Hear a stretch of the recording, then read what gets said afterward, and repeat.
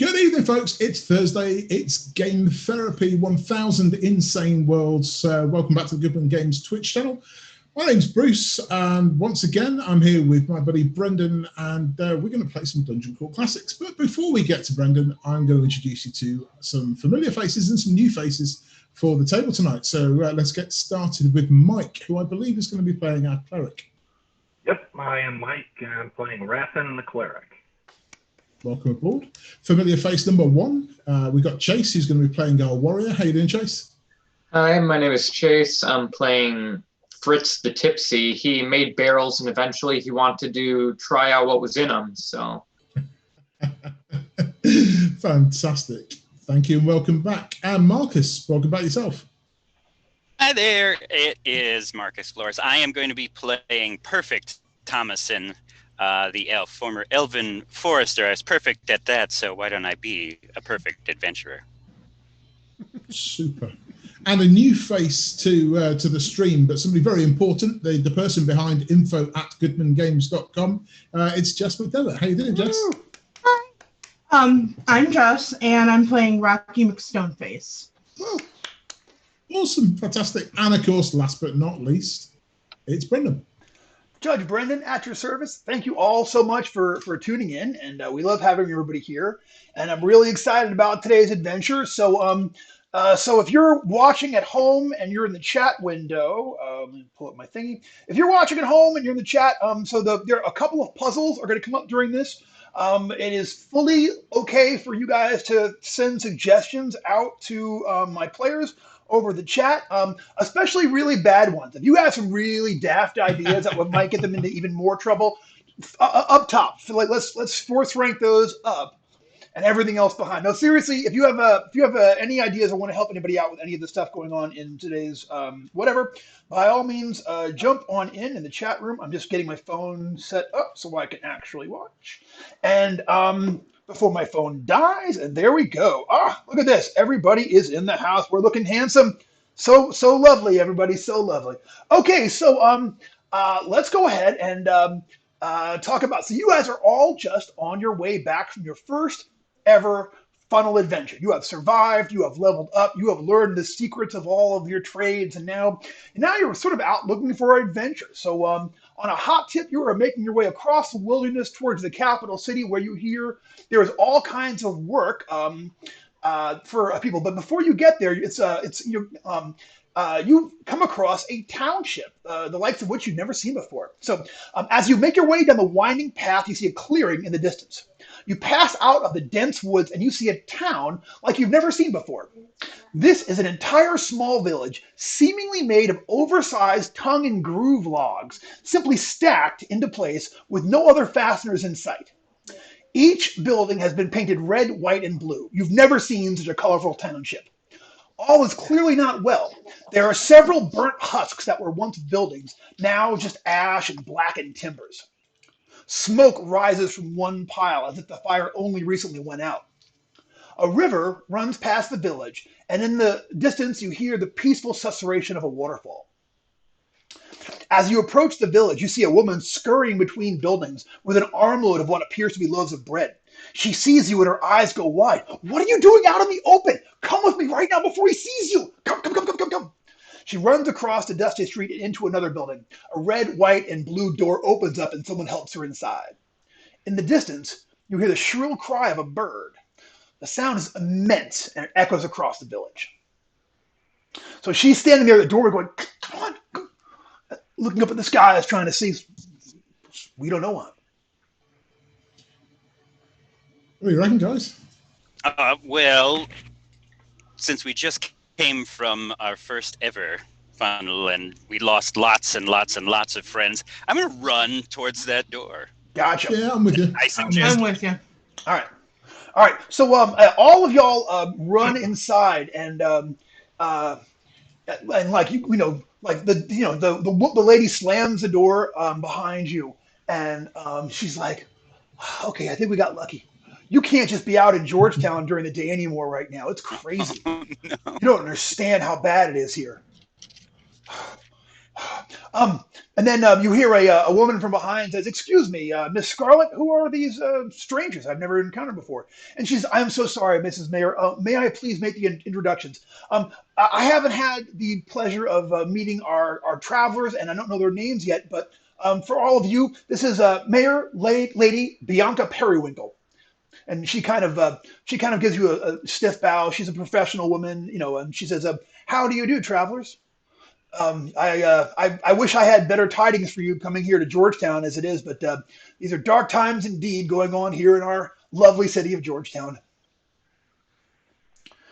She's Why? What do you mean, dark times? What's troubling you here? She says, "Well, this has been Georgetown has been a quiet. We're off by ourselves. We do things our own way. We have a way that we do things that we're very proud of here, and all has been one. It's village. We've been outside of the wars and the most of the terrifying events that have happened to the rest of the world for so long. But over the last several weeks, this creature arrived. It's like an eagle, but it's the biggest eagle you've ever seen. He calls himself Big George Lincon. He can speak. And he showed up one day and he told us that he was going to be the new protector of our city. And then he commenced to shooting eye beams at any human or animal that didn't run away quickly enough. He's caused an obscene amount of damage in the last several weeks. No one can do their jobs. We can't go out of the city. I mean, it's been horrific, just absolutely horrific. She kind of like looks you over and she's like, "You look to me to be adventurous types." Well, you guessed right.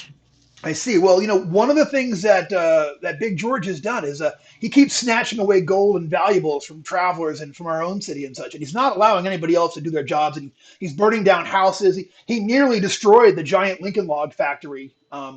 Just several weeks ago, and that's a cornerstone of our economy. If you we have an idea of where he is. If you follow the cliff path all the way down to the base the base of the cliff, we believe that he makes his lair somewhere in the dark forest. And if you were able to discover where he is and find him there and put an end to this menace, well, we would be forever in your debt. And of course, any treasure that he has, and I'm sure he must have a lot by now, I would be more than willing to say belongs to all of you. Will you help us in our hour of need, travelers? Will you come to the aid of Georgetown and its people? Yeah, We will. It does my heart good to see. Thank you. It does my heart good to see that there are stalwart, upstanding citizens who are still here, still honorable people who are living out there. So what you want to do, she says, you got to go quickly because, it's Big George can arrive at any time. You want to go to the goat trail. And she describes where the goat trail is just on the outskirts of the town. So follow the goat trail down past the cliff face, and it will lead you down all the way down. You take it far enough down, it'll take you all the way down to the dark forest, and we're certain we've had many reports that Big George Lincon is somewhere within the dark forest is his lair. Even though it's not really that big, and he's a huge giant eagle. It's in there someplace, though. Mayor, there's no rhyme or reason as to when Big George Lincon flies by. There's no time. And sometimes he genuinely helps people. But most of the time, he says that he is helping, and then he kills an animal or sets a building on fire with his red, white, and blue eye lasers. Right, he's occupying you and then randomly killing. Familiar. All right. I'm afraid so. It's a strange brand of freedom and protection, that isn't it? Isn't it, my old friend? He seems to think he's helping, but is not the case. It doesn't seem to. While he does occasionally help, more often than that, he sows destruction and sorrow amongst the happy people of Georgetown. Well, sounds like a trip to the dark forest for us, guys. Thank you. We will be forever in your debt if you can rid us of this horrifying menace. Sorry, just saying hi on the chat window. Hi, everybody on the chat room. I'm not going to be on a ton, but I just want to say I do want to say that just thanks so much for everybody for tuning in. All right, so are y'all going to make your way to the goat trail and start heading on down? I have something to ask the mayor first. Of course. So my guy reaches into his really baggy pants and pulls out this flask and he says, "Free refills." She's like, well, we don't have very much by the way of equipment because all commerce has been shut down by this creature. But I will, for my own personal, if you need something for your journey, I will give you something for my own personal. Of course, it is our local and national drink, apple pie brandy, and we hope that you enjoy it. And Cinnamony. she gets a decanter from her personal stock and fills up your flask. And she says, may it bolster your spirits when the going gets tough. Awesome. Right. Head off or wait till night? Oh no, he's worse at night. He can see in the darkness. It's like he's watching over you all the time. I'm afraid so. I think I genuinely believe he means well. I believe this in my heart of hearts, but he keeps just destroying things. And so y'all make your way over to the goat trail, following her directions. Absolutely. All right. So the goat trail is a sharply angled rocky path, goes between 6 and 15 feet wide. It goes down the cliff face. So as you go down the goat path, obviously, like if you were to take too many steps to the left, you would fall like down into the ravine. And looking over the side of there, you can see there's definitely a very dark forest, a forest down there. It's very dark, like it's got dark trees, but you also see lights from within that forest. Even from this high up, you can see that there are sparkling lights somewhere from within the interior of the forest there. There we go. I'm going to try to cast, because it might be dangerous. I'm going to try to cast Featherfall to see if I can protect us in case we go up and over the cliff face. Oh, sure. Like have it. All right. Go ahead and make that spell check. Okay.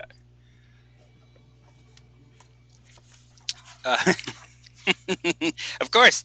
Altogether, we have ourselves a lost failure. Huh. Well, good start. Nice one. Yeah, it is a good start. You know what? Dip a toe in the water, see how cold it is. Yeah. And if you need it, you better be spending a luck point. You know what? If you need it, you're respending some points. You know what I'm saying? Because goodness knows, a fall is, like I said, as you look over the cliff, it's hundreds and hundreds of feet down to the basin, to the bottom of there and such. So we follow the. I perfectly wave my hands, but nothing. You can just tell them at work. How would they know unless they tried it? No, I'm kidding. You're covered, fellows. All right. So as you make your way down there, after about 100 yards, the trail. After about 100 yards, the trail suddenly drops off 10 feet, just beyond a pair of stout poles framing the road. Standing at the edge, you can see that the trail has become a basin. So there's like in front of you, there's like a perfect basin that's cut into the trail there. And standing at the edge, at the bottom, you were surprised to see hundreds of snakes making a writhing carpet that goes on for more than 40 feet. There are stout rope lines hung from the poles on your side of the basin to two further poles at the end, where it looks like the trails resume. There are wooden rungs set into dangerous-looking loops down the length of the rope, spaced closely enough to allow a careful climber a dangerous way to the other side. To the right of the basin is the sheer wall of the mountain, going up more than 200 feet at this point. To the left is the tiniest ledge of rock, and beyond that, a drop of what must be more than 300 feet to the valley floor. Okay. This is normal.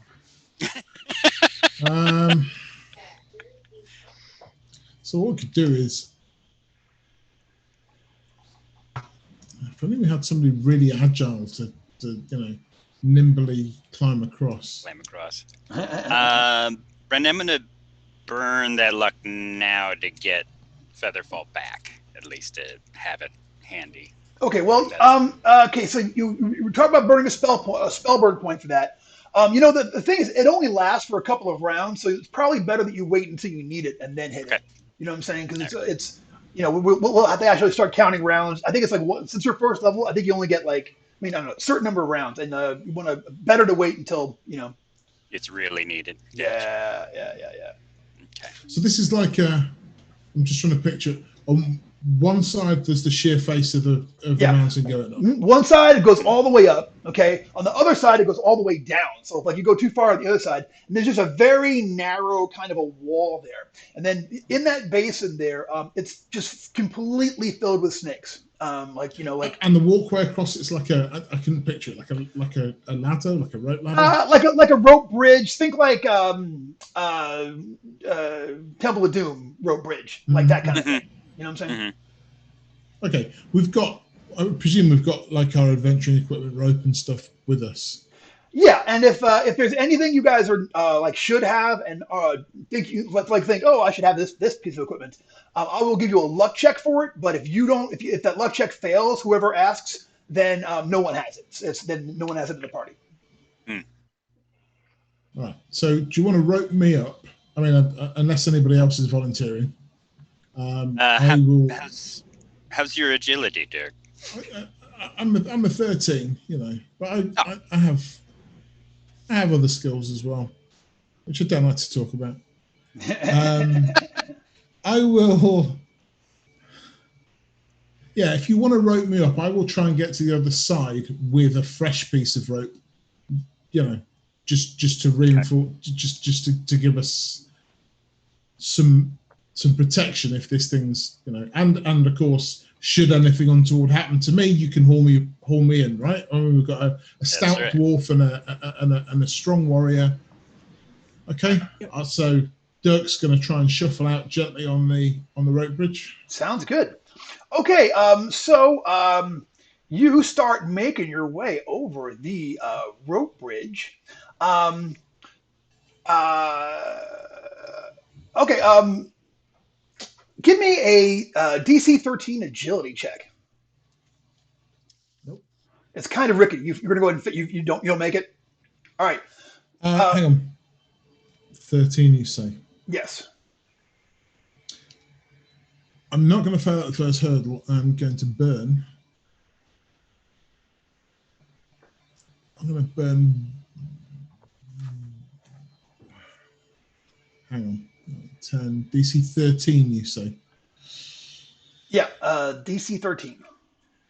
What's my luck diet? First level is it D3? D3 for luck at yeah. Mm-hmm. Okay, I'm going to burn 2 points of luck then. All right, let's see it. Come on, Dirk. Got it. Yeah, that's a 14. So, all right, so it's rickety, and at one point, like some of the planks actually kind of like move aside, and you have to hustle, but you make it over there to the far side. While you're doing it, suddenly you see this shadow overhead appear. And sure enough, like you weren't even sure that you believed it, but like there is an enormous eagle, okay? And it just sort of flies over there and kind of hovers at the end. It's sort of like it yells at you. You're on the far side. It yells over. It says, "Welcome to Georgetown. I am here to help and protect." And then it drops an egg that lands over on the side there next to where Bruce is. And the egg, when the egg opens up, the egg opens up and these two lizards come out of there hissing and squealing at Dirk. And then he says, "Be careful. Some of those snakes are probably venomous.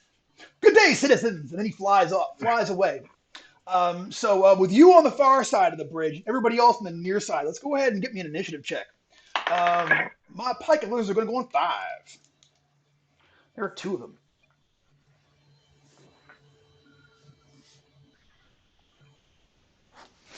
All right, so Raffin the cleric, what'd you get? 3. 3 for Raffin. 5 for lizards. Okay, Rocky McStone's face, how'd you do? 5. 5. So you tied with my lizards, but as anyone who watches the show knows, I give ties to the players.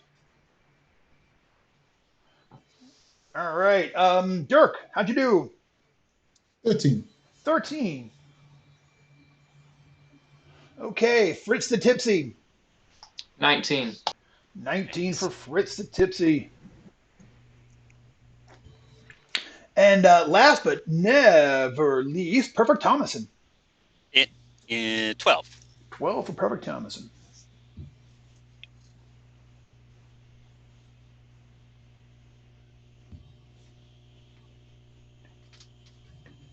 All right, so Fritz the Tipsy can go first. So this bridge, as you are checking it out,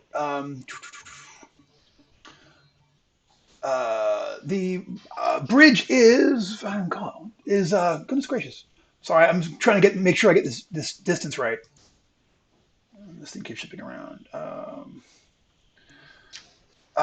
Bridge is 40 feet long, and Dirk is on the far side of it with these two lizards over there by him. Mm-hmm.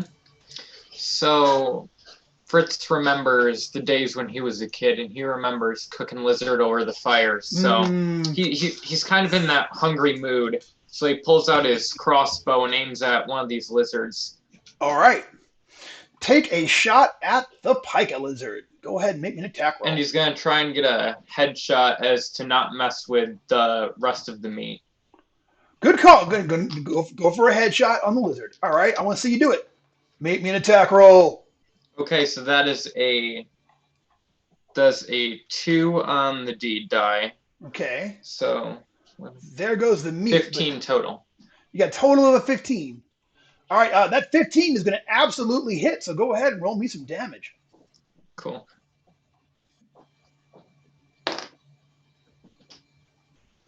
That will be 4 damage. Okay, 4 points of damage. You kill one of those lizards. He just looks shunned, looks stunned, and looks like he's like, and then falls over and collapses. Well done. Yeah, I mean, you didn't get that headshot off, but he's definitely zapped. So next is Dirk. Dirk, you've got one that's left that's sitting over there by you. What are you going to do?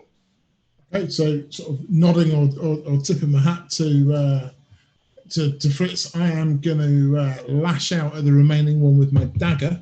All right. That is that's an 8. That's an 8. He nimbly jumps aside, gets out of the way of your attack, and is getting ready to come in for part 2, which looks like it's going to be involved biting you someplace. So that could have gone better, but that's all right, though. You know what, though? Perfect Thomason is about to go, and it's going to be genius. He's going to do something incredible. Get him perfect. Incredible. Load up the long bow and take a deep breath and fire at that. Okay. At this point, at this last round, it was out of range, but now the lizard is it's actually in like melee. So let's be sure we don't miss here and put a hurt on. Just take the shot. Dirk. Take the shot. It'll be fine. Of course. Perfect. I have every faith in our cleric. I don't miss. That spell went off perfectly fine earlier. That's a 1. I rolled a 1. Yeah, this is some irony for your. This is some irony. You know what? Thank you. You should name all your characters perfect just to see how this goes. That's not a 7, right? Yeah, that's a 1. I thought it was a short dash. That's a 1. I'm so sorry. You know what? It's a couple of things are going to happen. First of all, make your fumble check, please. Right. The fumble die is my D8. Read a 4 upon fumble. Okay. Oops, I'm looking at the wrong table. 4. So you fire your arrow off at the same time you manage to snap your bowstring, and you were going to need to repair that at some point. But then also the shot still goes. So go ahead and give me that attack roll real quick. Let's see that 1 again. That one's a 10. You got a 10? Dirk, does that get you? No, it doesn't. Don't you dare burn any luck. I burned 15. No. Okay, here we go. And if they buy it, it's 11. All right, cool. Okay, Sorry, I was having a game issue there. All right, so you do not manage to murder Dork the Thief in his first adventure, first proper personal adventure, which is fantastic. So it's time for Rocky McStoneface to do something Rocky McAwesome. What are you going to do, Rocky, before my lizard goes? How close am I to the lizard? So you are 40 feet away. So you could actually, what's your movement rate? 20. So you could, if you wanted to, charge across the bridge and try to get up there and get in this attack and such. But it's a dangerous, dangerous to make your way across there. But it's not undoable. If you're feeling lucky, you could get over there and cut this thing in half, probably. Okay, let's try it. All right. What's the worst that could happen? Nobody else is hitting it right now, so. All right, so first, give me an agility check. Roll me a d20 and add your agility modifier. Make it across from there. Okay, 14. 14. You make it across without falling through. At certain points, as Rocky bounds over there, it almost looks like they're going to drop and fall through there, but manages to make it across the other way and such. And you can go ahead and give me an attack check. You'll be +2 to hit for this attack, but -2 on your armor class for next round. So roll me your attack, your d20 plus your d die, and go ahead and tell me what you get. 17. 17. Outstanding. Well done. Oh wait, no, 19. Sorry, 19. Even better. Nice. Even better. All right, so go ahead and roll me some damage on that one. Okay, it's d10, right? I believe so. Yeah. When you have two-handed axe, it's a d10. Yep. 2. Boom. All right. 2 points of damage. It is still up. But and it's going to go. So since you charged across at it, it's going to hiss and try to bite Rocky. It's going to get a. What's your armor class normally? 16. So it's going to be a 14 for its attack because you charge. Here it goes. Yeah, he's going to make that. That is going to be the low damage of 1 point of sad damage, but not enough this. Go ahead and give me a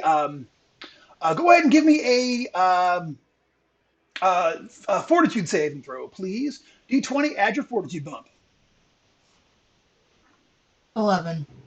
All right, so you know what? You for a moment, the wound is you feel this terrible coldness come over you, and you feel your muscles freezing up, but you just fight through it. You have that adrenaline dump feeling that you get after a fight, but you're still up and still doing. The lizard is still alive, but it is injured, and it's getting ready to go again. Except you know what? Raffin's gonna get in there and do something Rafferific. Raffin's gonna say a quick prayer to Mother and Father Earth, because he's a neutral cleric, of course. Loving it. And he's going to try and run across this bridge to help on the other side. All right. So go ahead and please give me your reflex check. DC 13. Oh, that's a 19. Outstanding. The gods are watching over Raffin, who bounds his way across. Once again, the bridge kind of sways. It nearly falls apart, but makes it across to the other side. Which is outstanding. And go ahead and what's your? You can go for a charge attack too. You can go ahead and take +2 to hit. First. Yeah. Okay. I'll go with mace in hand. I'm going to try and strike this sucker down. All right, do it. With a +2, it would give me a total of 9. So that's a miss. All right. Yeah, that is going to miss. And the thing is hissing at you like it's getting ready to zap you next round. So we will see. And looking below you, as you ran over, you see that all these snakes down there. It's like a complete carpet, a perfect carpet of snakes down there who are now all looking up at you and hissing. So that is it. So fight's going to continue. It's the top of the order. It is Fritz. Fritz, you are you seeing straight enough to make another shot, or what? What are you going to go for? Yeah. So he just grunts, pulls out a bolt, and reloads the crossbow. And I don't know. I think he wants to. He's going to take another headshot here. See what he can do. Mm-hmm. Oh, and that is a 3 on the deed. So All right. 3 on the deed is fantastic. So go ahead. 17 total. Yeah, fantastic. Nice. Go ahead and give me that shot. hmm Damage, rather. Damage. Sorry. That will be 4 damage total. 4 damage total. Yeah, you zap that thing, and it tumbles over one time and is laying there dead. Exactly perfect hit. It's sitting there laying there like, ugh. He just gestures to these lizards and he's like, dinner.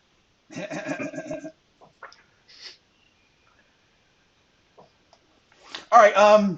Yeah. So you've got a lizard to eat. So right now, Dirk, Raffin, and Rocky are on the far side. So Fritz, perfect. Y'all gonna make your way over? Yes. All right.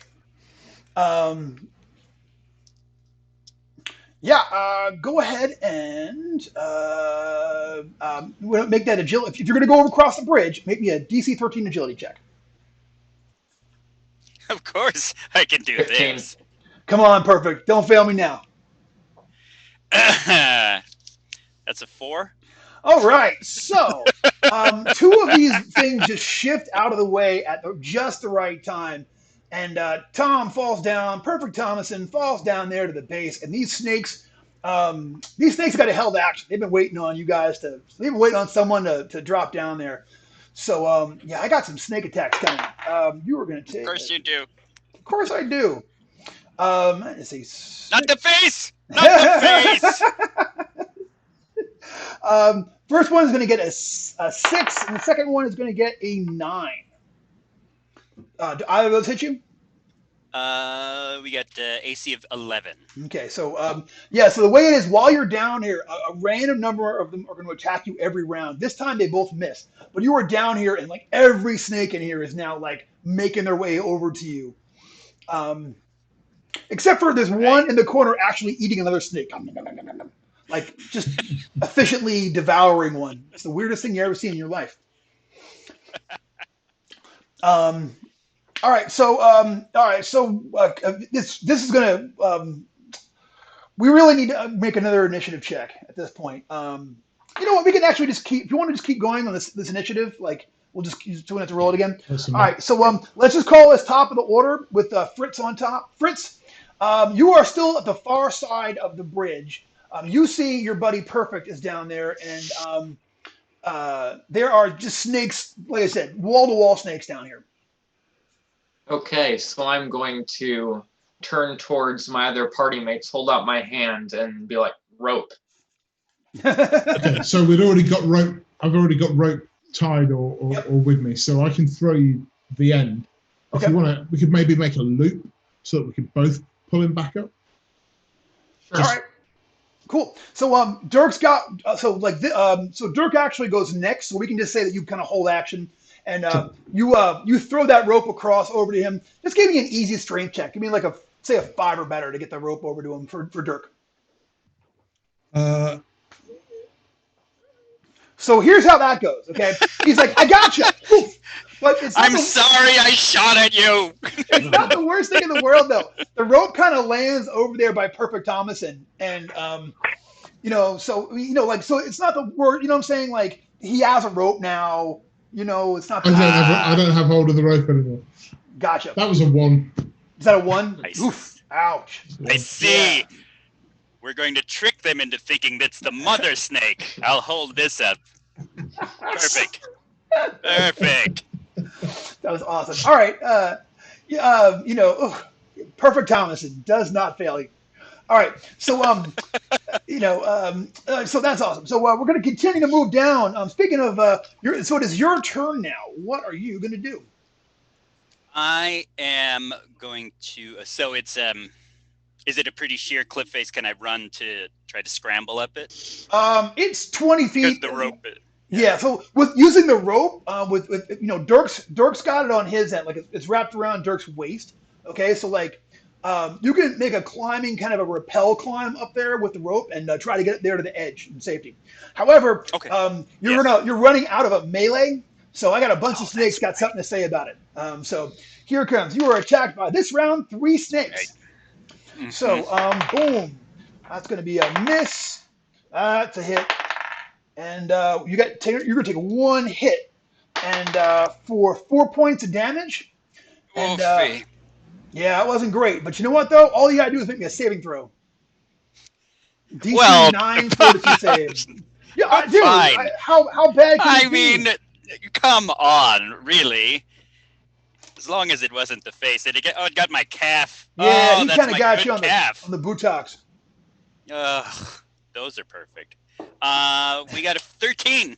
I made it. All right, you make your save. This venom feels different. Like you just sort of feel this moment of like lassitude where you're like, oh my gosh, but you shrug it off, and you've got the rope. So go ahead and give me that. Hey, Librace, that's awesome. Go ahead and give me that strength check for both of you. Dirk, you're up on top, so give me a strength check for Dirk. Your strength check's going to be a 14 to like brace yourself and like basically be the anchor for him. And Tom, son of a... yeah, you can do it on a 13, Tom, because you're there in the bottom and like pulling it. It's easier on you as long as he doesn't slip up. How bad you fail by, Perf? How bad? Did you really, Dirk, as well? It's fine. It's fine. All right. I haven't got much luck left, but it's fine. It's a 1. Did you really get another 1? I'm good. I'm going to change this die around. Yes, that was a 1. That's beautiful. You know what? I just want to go ahead and say for everybody watching today, you are now witnessing my best day ever. And thank you. Thank you for being here with me. Thank you. Uh-oh. All right. So you try to climb up. You slide back into there. And on their turn, I got a whole squad of snakes that are about to come and see you about how they feel about mammalian invasion of their land. Mm-hmm. But that's all right, though. It's there's still there's still time to do something. We'll see what it is. All right, so that was perfect. It is Rocky McStoneface. Rocky, what are you gonna do, buddy? You're muted. Story of 2020. You're muted. How far am I from the bottom?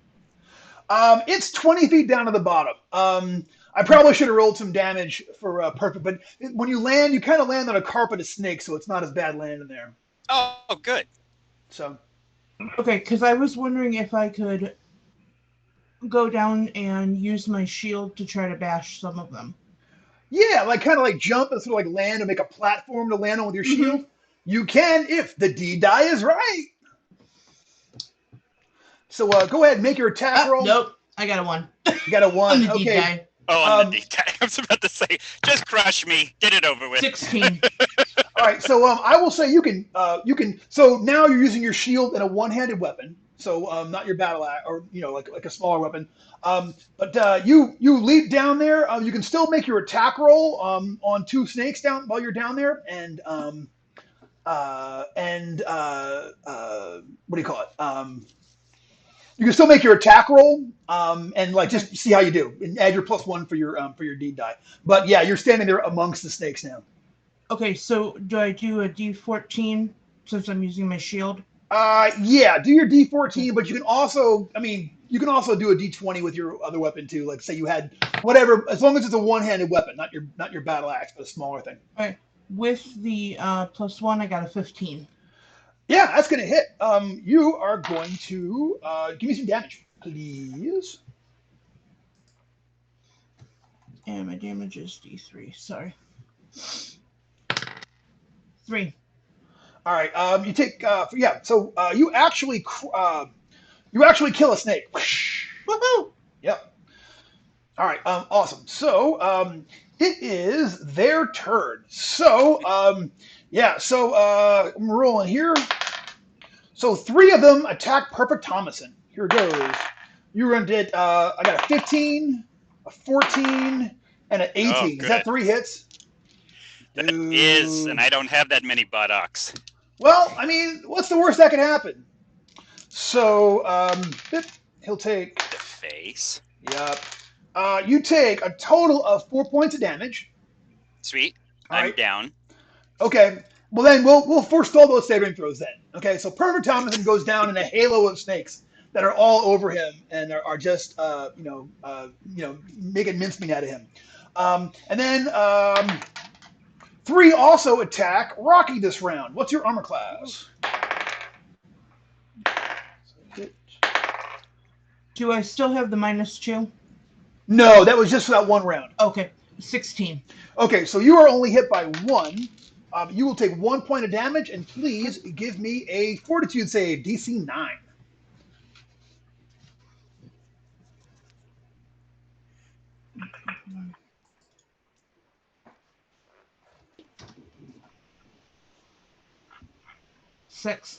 Six. Okay, so you also take 1 point of agility damage as this the venom courses through your veins.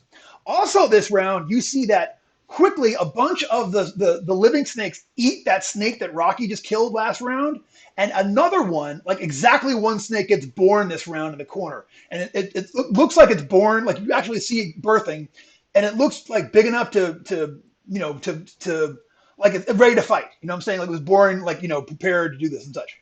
So, yeah, there's a whole bunch of them there, and Perfect Thomason is laying there right now. So we'll go ahead and see how that plays out. But you guys have 1 round to get him either out or a cleric in to heal him, and before he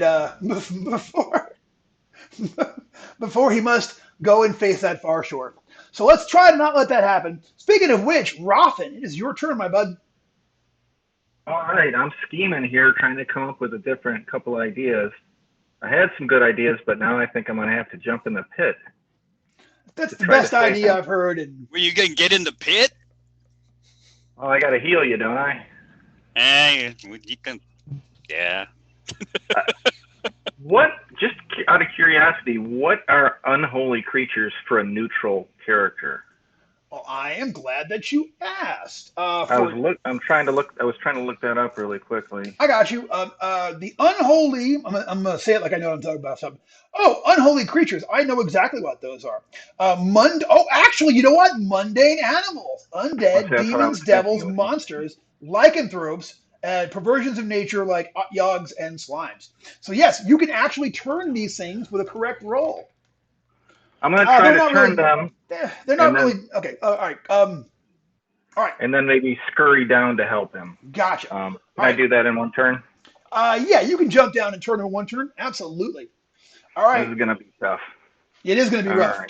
Turning stuff is difficult. Luckily, these things have got not a whole lot of hit dice, but still. What do I get? Do I get a 1 at first level? I think a bonus. It should be on your sheet, but if it's not, it's you have a plus. It's your character level plus your personality modifier. Okay, so +1, yeah. Boy, that's a 5. Yeah, you try shouting at these snakes, and they aren't trying to hear it. So that's all right though. But you are going to make your way down there still. Yes. Okay. All right. You also make your way down. Yeah. So you jump in and land on a cushioning, layer of snakes, and do not take any damage from the fall down there. But we'll see what's going to happen next. So it's the top of the order. Fritz, you're still on the far side over there. What you gonna do, Fritz? So, seeing this, I'm thinking I want to slide into the pit, try and sling Perfect Thomas over my shoulder and get him out. Okay, so this round you could jump down and run over to where he is. And what's your movement rate? 25. Yeah, you can get to him and lift him this round, I'll say, but you can't. You'll be down there for next round. As I'm going down, can I try and stomp on the snake? If you give me a 3 or better, roll your D die first. If you give me a 3 or better on your D die, a 3 on your D die, I will allow that to be part of your movement rate. That's actually a 3. Outstanding. Yeah, make me an attack roll. Okay. So just damage, like a D3 of damage? It'll do, do a D3 plus your strength modifier plus the 3 on the D die. So. Oh, geez, 6. Yeah, I mean, you kind of land in such a way. I mean, everyone's landing on snakes when they jump in here, but you really dig in and just, gush one of these snakes over there, which again is almost instantly devoured by its fellows. Just go after it with real efficiency, But you make it over to PT, and you've got him up on your shoulder. And next round, you can do something crazy. Cool. So we will see what that's going to be. So that is all right. So it's Dirk. It is your turn. You still have the rope attached to you. What are you going to do?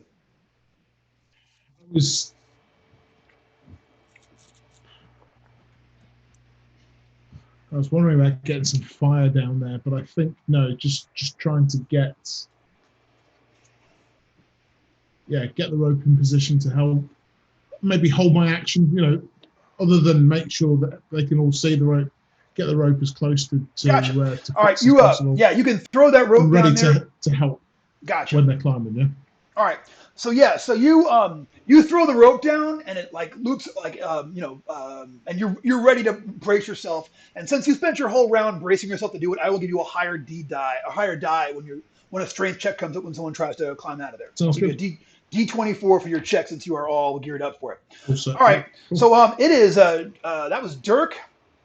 Did I skip Fritz? No, Fritz is down there. So what is perfect time? This is round 1 of you being out. You have until your next round before it gets bad. And it is time for Rocky McStoneface. What are you gonna do, Okay. Rock?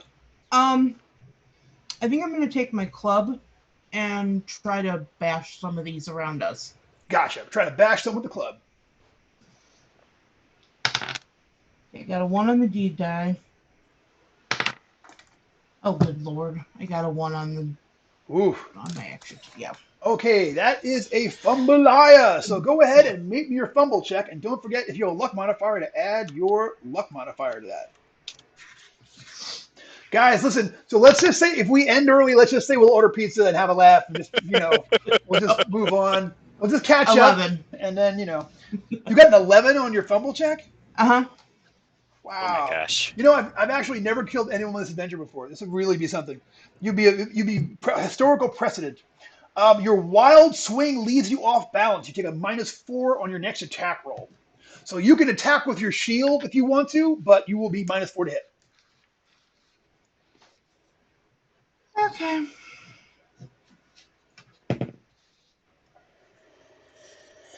Can I go again or not? Yeah, you can make a D14 okay. attack with your shield for your shield bash, Okay. but you're -4 to hit with it. So, however, these things have a garbage armor class, so who knows? You might get your snake. 2 points. 2 to hit. That's gonna miss. Yeah. So you've never fought snakes before. They're all twisty and hard. It's you kind of got to get used to fighting these things. These things are all scattering all over the place and making themselves hard to hit. But the fight is going to continue. It is their turn. So I will say that since Fritz has gotten Thomas lifted out of there, none of them are going to try to eat him this round. But a few of them are going to go after both of our down in the pit heroes. Fritz, you are attacked by 1 snake for it's going to get a 19. You take 1 point of damage, and please give me that. I know, right? Why not get snakes? 1 point of damage, and please give me that fortitude save, DC 9. Okay. Jeez. 6. 6. All right, you take down the line. You take 1 point of strength damage from this, and you also feel kind of like gross and like lassitude-y. You know what I'm saying? It's like ugh. All right, and then the other one is going to go after Rocky. You are being attacked by two snakes, full armor class. I got a 9 and a 7. Those are both going to miss you. So two snakes try to get it, but they are going to fail. And then Rafi is also down there in him. Raffin, here comes snakes at you. Oof! I got 3 snakes coming your way. What's your armor class? 15. 15. Oh, I got 1. I got you once. You are going to take 3 points of damage, and please give me that. Fortitude save, DC 9. Yeah, I'm at a -1. All right. And I rolled a 3. Okay, so you are going to take 1 point of stamina damage. That leaves me down to a 3 stamina. Ooh. Wow. Oh boy. Man. Well, first level, guys. You know what? It's a short adventuring career. Yeah, here's what we'll do. If everybody dies, we'll all hand one character over to the left. We'll start with a new party, come up with some names, and just say, okay, so we're over the bridge looking for our old friends, Dirk, Rothman, Fritz, Rocky, and Perfect Thomason. When? No, I'm kidding. I'm here to find the man that killed my pa. I heard he was a snake, a real snake, like a literal snake. All right. That's all right though. That's all right though. I believe in y'all. And that is all my guys there. Roffin, it's your turn now. Roffin, now is the time to heal Perfect Thomason. Yep. I'm not feeling so good myself, but I'm gonna run over to him and see if I can lay some hands on. A 10. Can I burn luck on that? Yes, sir. Yes, sir. Because I need to get to 12, so I'll burn 2 points of luck. All right. What's your alignment? I'm neutral. For Tom? Oh, I am lawful. All right. So he'll get back. You'll get back 1 die 6 hit points. 6. Yep. So go ahead and roll that up. And you wake up. One, huh? Don't ask me to suck the venom out where you got bit. It's not gonna happen. But they look great. They're all puffy now, and jeez. I'm gonna grab one of these snakes. There's got to be something to this venom we can market. I think Angelina Jolie would like these snakes. All right. So 1. Yep. Boy, the 1 is haunting me today. All right, there's 1. I hear you. You know what? Next time, call yourself Thomason the Complete Screw Up. I guarantee you. Boom. That's the irony, which is at the core of the universe, working against you, my friend. All right. So you come to over dude's shoulder, but you're still up and in this. So and hey, you're alive. Roffin saved you, which is fantastic. Fritz, it is your turn. Roffin's alive. You know, there's a rope heading down there. What you gonna do, bro? Okay, so I'm gonna do something crazy. I'm gonna try and get a hold of this rope, and using my above average agility, I'm gonna try and scale this thing with Perfect Thomason over my shoulder. Scale it with Perfect Thomason over your shoulder. Rock and roll. All right. I am gonna here. I'm calling for a strength check here, but like a upper deck strength check here, buddy. Like I'm talking about like a proper, like this should sound like a Pathfinder number when you tell it back to me here in a second. That's what I'm asking for. Well, I'll use my strength feat die, so I get a 23. No, I'm kidding. So I roll 40,000. Yep, strength check, buddy. Do it. Okay. That'll be 12 total. If I can burn some luck on this. Yeah, burn me 4. Okay, no problem. Cool. So Perfect Thomason is now lifted out, and Fritz, the two of them are out there at the top. Provided Dirk makes his strength check, which he's rolling with a D24. D24 strength check. Dirk, give me a D24 roll and add your strength mod. D24. Yeah, you're braced up and ready for this, man. What are you looking for there? Tell me how you do, bro. I got you. Let's see how you do. Did a 9. You got a 9, huh? Yeah. I mean, you know, I have a luck die as well. Yeah. I'm warming up. I'm saying I'm gonna give you a generous 14 on this one for getting them out of there. Sorry, bro. It's it's 15 before, but now you're braced up a little bit. Do you know, I was all set to burn some extra luck before the elf fell back in the hole. But when he rolled a 1, I didn't burn the luck. So I'm going to burn all the luck I was going to burn to help him out. There you go. There you go. So we're going to burn 3 points. And that's done it. All right. So yeah, you hold tight, and you get you almost get dragged to the edge, but you get lucky, and your foot catches on a rock, and you pull, and Fritz and Perfect Thomason come out of the top and are now safely on the ridge in there, and Rocky and Rafin are still down there in the bottom. Speaking of which, Dirk, this is your turn. I'm gonna say your round is wrangling guys up there. But as long as you're still doing that as your active thing, I'll still give you a die 24 since you're prepping up for that. So Perfect T, you're at the top now, and you can unlimber yourself from dude's shoulder. You can still do something. I could. The longbow is snapped. Bow broke on it. Yeah. Shit. You know what? I'm going to save my friends by invoking my patron. Okay.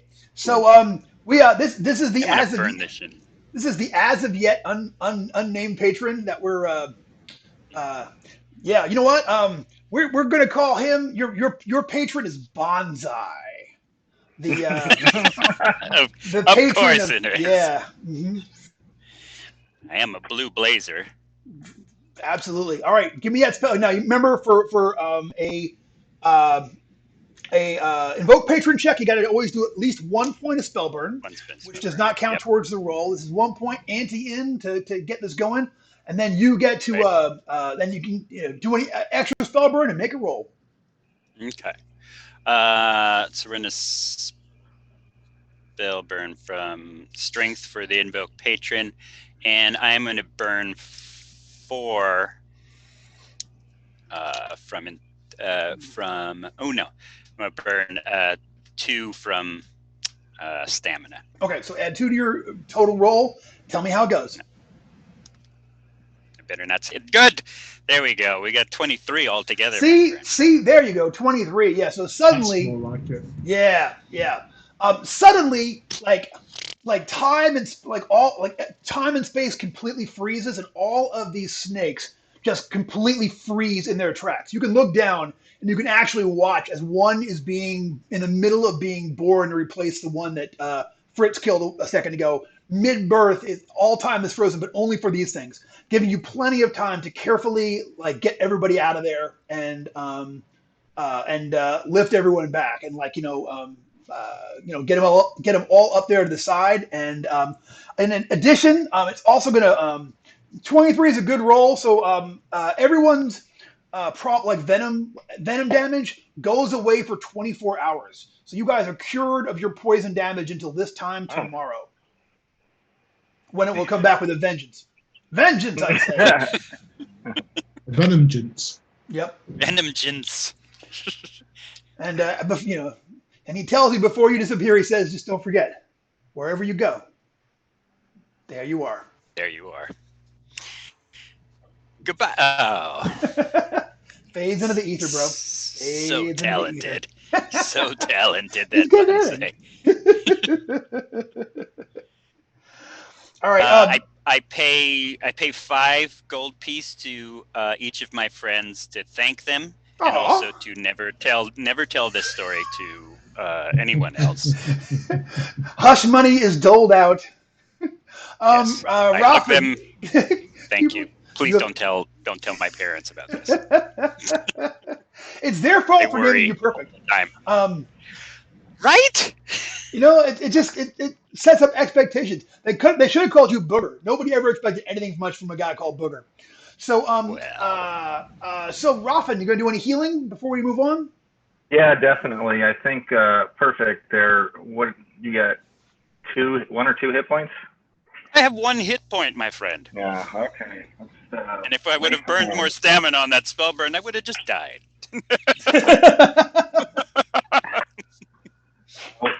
That's terrible. I'm so sorry. That was a disapproval. I just rolled a 1. All right, roll me a D4, please. Mother Earth 4. does not like me so much.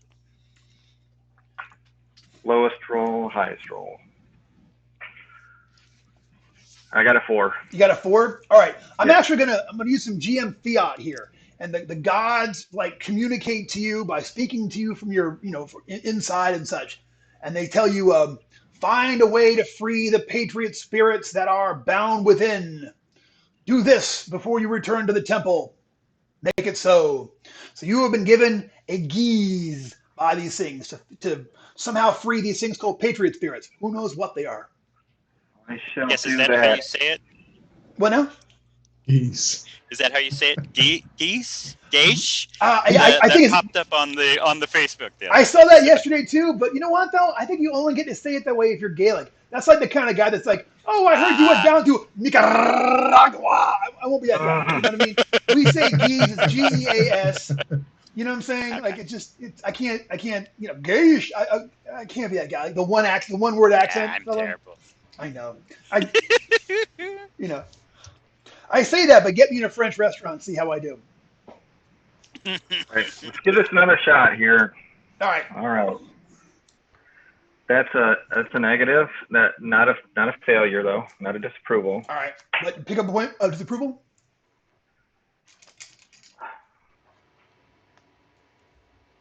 Yeah.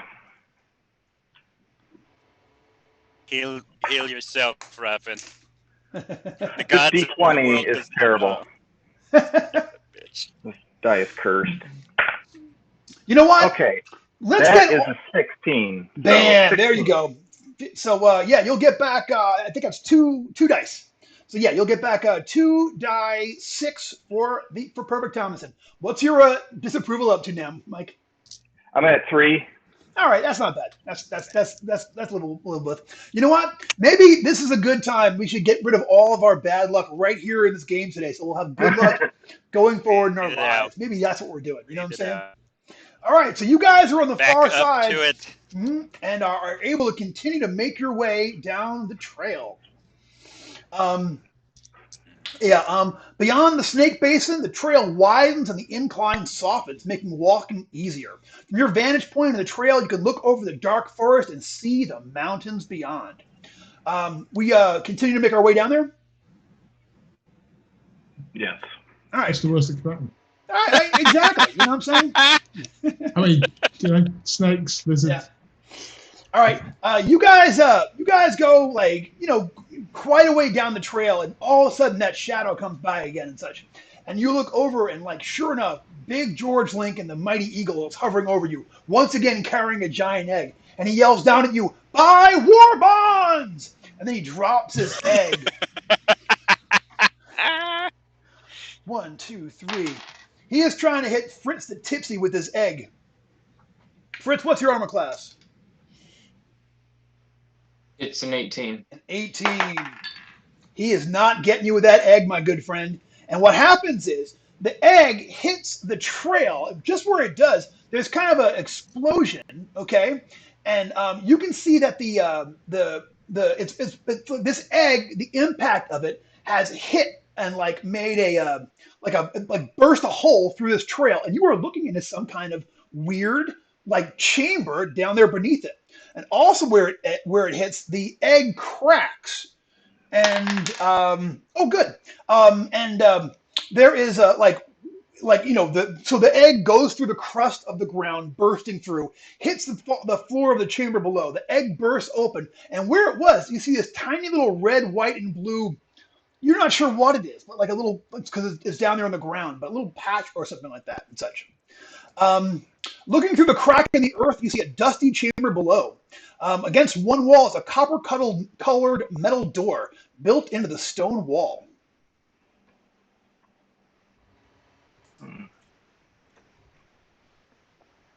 Is the hole big enough for us to climb down if we wanted to?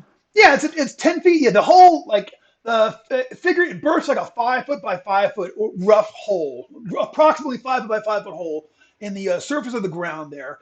And it, sure enough, looks like you can make your way down there to the bottom and with a rope, climb down. Heck, it's only 10 feet. You could carefully dangle off the edge and drop down. I can tell this is where these spirits are, and I'm compelled. I've got to go down there to free these spirits from Mother and Father Earth. We've got a rope, but we can probably do with somebody stronger than me helping. Yeah, somebody else on anchor. Who's? I'm looking at Fritz and Rocky. What are y'all strengths? 16. I have a 14. Yeah. All right. So we maybe Rocky holds the rope, lets everybody go down one at a time, and then slides down. Yeah. All right. Can do. All right. Not going to make y'all roll for that. Yeah, so when you guys are down there, yeah, sure enough, you find yourself down here in this tiny chamber, and there is a, like I said, a copper colored metal door built into the stone wall. Oh, this is Dirk's specialty right here. To check for traps. I'll go take a look. All right, give me a check for traps check, my friend.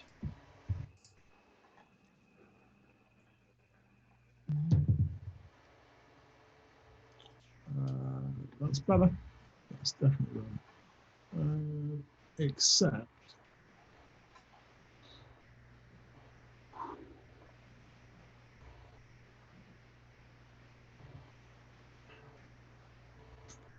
the 12.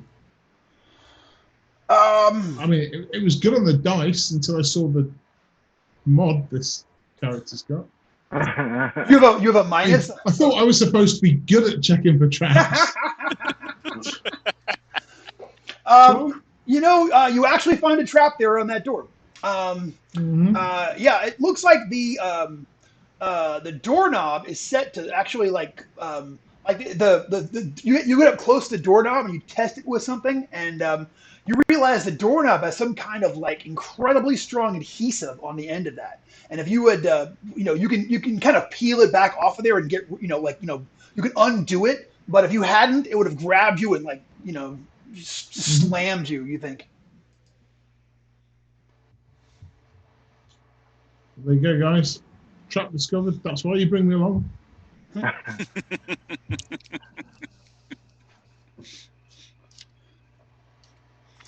And so you're gonna try to are you gonna disarm it? Unlocked? Well, he has to disarm the trap, and it also is locked.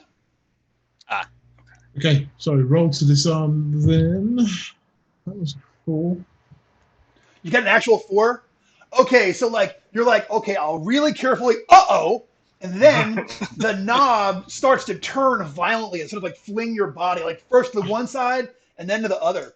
So this first round, you take 6 points of damage for being flipped onto the side there by this thing. Gadoosh!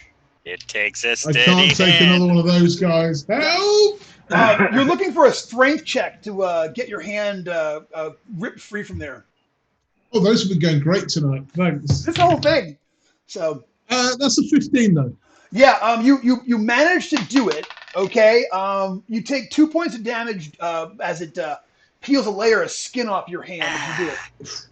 And I collapse onto the ground. And you see Dirk he took a real big blow. He took a body blow. This thing really got him good. There you go. So hey, Raffin, feel like healing your buddy? I'm whipping out all my bandages and my first aid kit here and see if I can help him out. Oh, that is it's a dirty 20. We'll take a dirty 20. So Dirk, you can roll. You know what? I gave you 2 dice earlier. You're only first level. Is that right? Yeah. Yep. So what's your alignment for neutral? So he's neutral as well. So that's going to be roll me 4 dice and then keep the highest 1. Sorry, I forgot you guys max out at your dice level for 5. Brendan, did you need me to take some dice away from that's on me. I didn't Okay. say, so don't even worry about it. Okay. Raffin, thank you. You got lucky. No problem. It was fun watching you get flipped around there for a second. It turned out okay. Wait, so Dirk gets up. He's all right, but he just looks like he's a little bit lopsided. He's still sort of splitting something out of his neck. Yep. He's looking for a massage at this point. Oh gosh. All right. But that actually, the trap being triggered, it will. You feel like the trap, with your knowledge, you feel like that trap will not work again. It has to be reset. So you can try to pick that lock. Wow. I know, right? Earning my money tonight, guys. Pick lock is a 15 also. You pick that lock, no problem. Now that you've got that done and such. Here is what you see in the interior, okay? So you see there's a room in there. You see 3 pedestals, each with a different item hung on what appears to be a humanoid form made from bound hanks of straw. The figure on the left wears a suit of seemingly brand new chainmail armor. The central figure is unrobed but has its hand on the pommel of a sword, its tip touching the pedestal. The figure on the right wears a fine cloak of darkest green. On the north wall is a tunnel, and you hear running water echoing from its depths.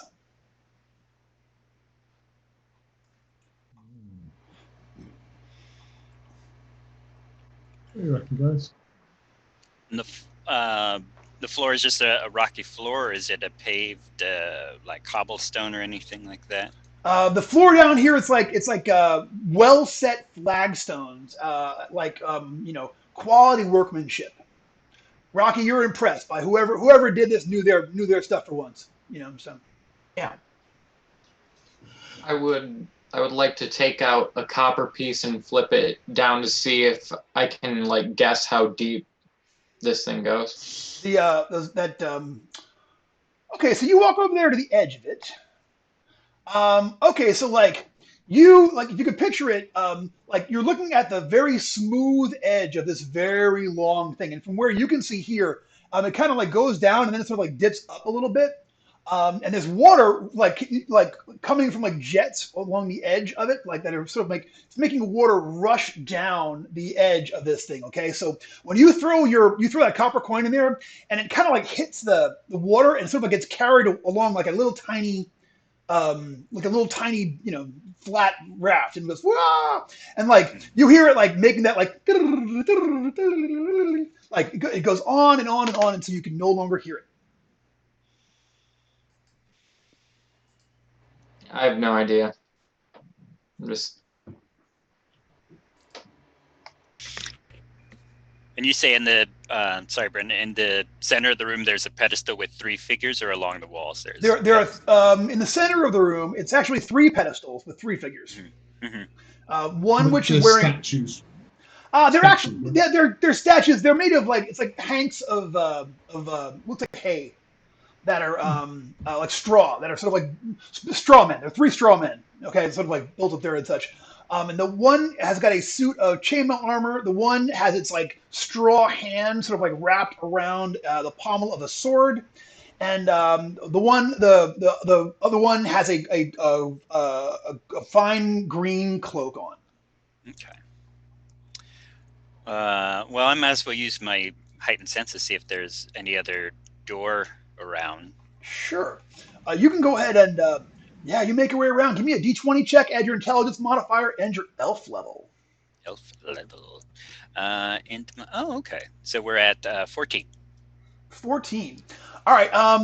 You do not think that there are any secret doors in here. You think that the only way out of here, other than climbing back up, seems to be that weird, twisting, water-filled passageway that goes down.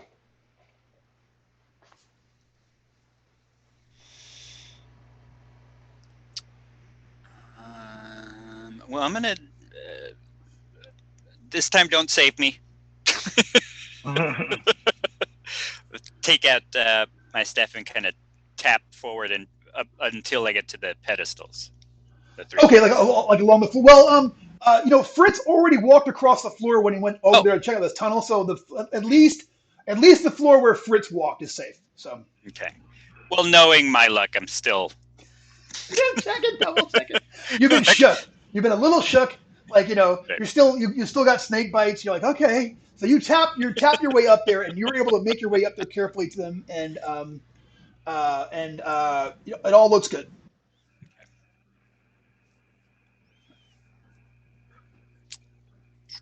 Yeah, I'm just getting a closer look at these statues, really. Okay, yeah. So the statues have been made carefully they're just hanks of straw sort of wrapped up and sort of like tied together to make the form of a man. So yeah, they're like statues but made of straw heads with like straw hair at the top of them and such. And I can describe the items better to you now that you were up close to them. Okay, so this is what you see.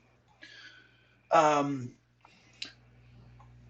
see. They are all right. So that armor is a beautiful set of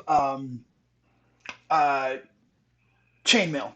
It's just gorgeously like done chainmail, like not a scratch, dent, or mar on it. Like it was just came out of the blacksmith shop. The sword, it's a long sword. It's a really beautiful long sword, and just gorgeous, really well made. And the cloak, just a deep green cloak, beautiful. And the metals are iron; they're not mithril. Yeah, they're the metals seem to all be made of iron. Mm-hmm. That cloak, though, no metal on that cloak, though. And green is my color.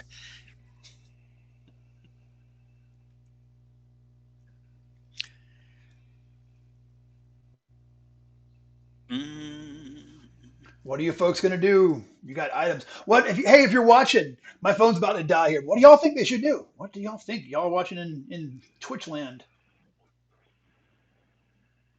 So the only way out is to like go on the water. That is well, yeah. Either like get in there and yeah, you're definitely getting wet, or climb back up the way you came and continue to go down the goat path. So is it deep water or? No, it's like if you could picture it, imagine like a big tunnel, okay? But it's smooth. When you run your hands over it, you've never really encountered material this smooth before. Like it's like wow, you can just and then the water is kind of like it's like a continuous but thin stream of water that seems to be coming from the base of it and running down there and such. Just a big slip and slide. I mean, these figurines can be strapped together. A raft. I was thinking that. Friends. Libras thinks that you should panic. That's his plan. I see. I scream and flail my arms around for several rounds. If it was any other dungeon, I'd say it's not going to help you out. But this one, I don't know. I have a spear. Yeah. I have like a portable, like collapsible spear that I carry. I could like poke one of these statues and try and knock it over or something. If you guys think that might be a good idea. I'm curious about these statues. Obviously, we're all thinking, they're going to spring to life. I mean, but they're like haze, so can't we just light a torch and, be ready with fire as well? Oh, yeah. Perfect idea. Kurt's going to light a torch and be ready to defend himself with fire. Zerk lights it, takes a minute, lights a torch, and you have a torch down there, and yeah, you are ready to go. If should these things, you're ready to go Wicked Witch of the West on these things. If worse comes to worse. Wizard of Oz now streaming on Netflix. It is. I know. I just saw it. I haven't seen it in forever, so thinking about watching it. I'll poke the one with the cloak that's wearing the green cloak. All right. You poke the figure and nothing happens. It just it wobbles a little bit on its base, but it doesn't fall over. Unless you're really take the cloak. Yeah, can I hook the cloak and take it off the? Absolutely. You hook that cloak and take it off of there. And when you do, you have the cloak. The cloak comes away easily, but you see the chainmail and the sword both turn into let me see. Each one, like, they suddenly turn into a pile of square donuts. And they sort of fall down there around the edge of it. Boom, boom, boom, boom, boom. So now you still have the cloak on the edge of the thing here, but the armor and the sword have each turned into a pile of square donuts, a variety, different colors and similar. Maple. There is you examining the donuts, you definitely find a maple. There's sprinkles. There's all kinds of. Okay, so you eat a donut. Hey, yes. Guess what? I eat a maple donut. Yeah, you eat that maple donut, and it kind of like wakes you up a little bit, and you heal 1 point of damage. These are delicious, my friends. No Krispy Kreme here. These are better than that. Yeah. And have you had any ability damage? I did not. That one I didn't. Gotcha. Yeah, you eat that donut, you feel better. You take some, you get a point back. I'm Fritz gonna. wants in on this. Fritz, you're gonna try a donut as well. You eat a donut, and your ability damage is back because of the machinations of bonsai. But you also take 3 points of you get 3 points of damage back. You cured to 3 points of damage. Wow.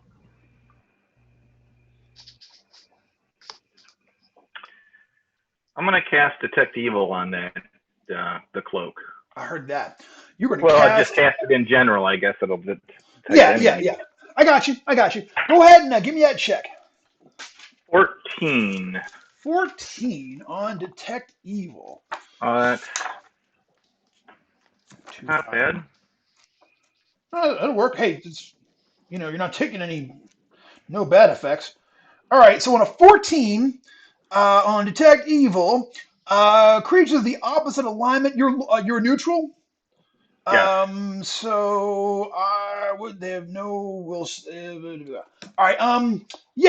Neither the donuts nor the cloak appear to be evil. However, somehow the power of the spell gives you some insight into how the cloak works. This is the Silverstein Mystery Cloak, which is going to grant the wearer +1 on reflex saves and camouflages the wearer against any background, giving them +1 die for any hide check they make, and can make them completely invisible for up to 7 rounds a day.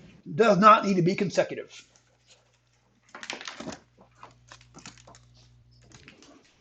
This cloak is perfect for a sneak thief.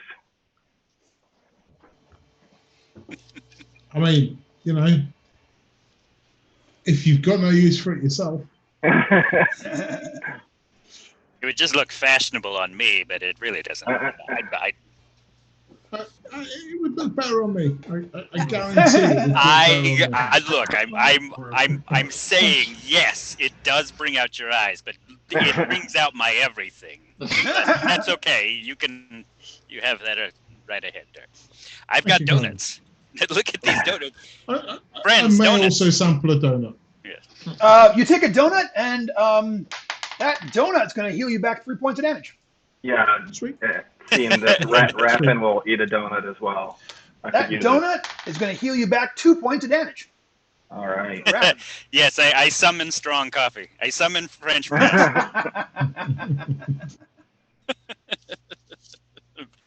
I summon French press and an avocado toast. $17 avocado toast. I was gonna, our anniversary is this week, my wife and I bought avocados to surprise her with avocado toast one morning, and the bastards will not get ripe. It's been like 5 days now. I'm like in avocado hell. I know, right? I finally ate one today, and it was like I thought it would break my jaw on the silly thing. So, mine lasts like a day, and those things are. That's how it usually goes. But these ones, I don't know. We're on the wrong side of the avocado tree or something like that. Or, who knows? Trees, right? They grow on trees, right? I don't really know. Yes, they do. All right. Yeah, they do grow on trees. Cool. All right. Do we want to go down this tunnel? Do we want to go back up? I'm for going down the tunnel. Same. Yeah. I'm up for a water slide. Why the hell not? I've seen the Goonies. It looks fun. All right. So Dirk, you're taking the cloak. Oh yeah. Yeah, and even just wearing it around casually, he's camouflaged against any background he stands against. Are we doing anything else before we leave? Well, I personally have always wanted to obtain the title of barrel rider, so I'm gonna ride my barrel down this thing. Mm-hmm. Ride that barrel. Mm-hmm. All right. Cool. Okay. So So are you going first? Sure. I'll hop in the barrel. Brendan, are there any more donuts to throw in a sack? Yeah, there are a total of I think 4 donuts got eaten, and there are a total of 11 donuts starting off. So there are 7 donuts left you can put in a sack. I feel we'll need donuts. So But just if you've already had one though, make a note that you've already had a donut. If you just in case. Okay.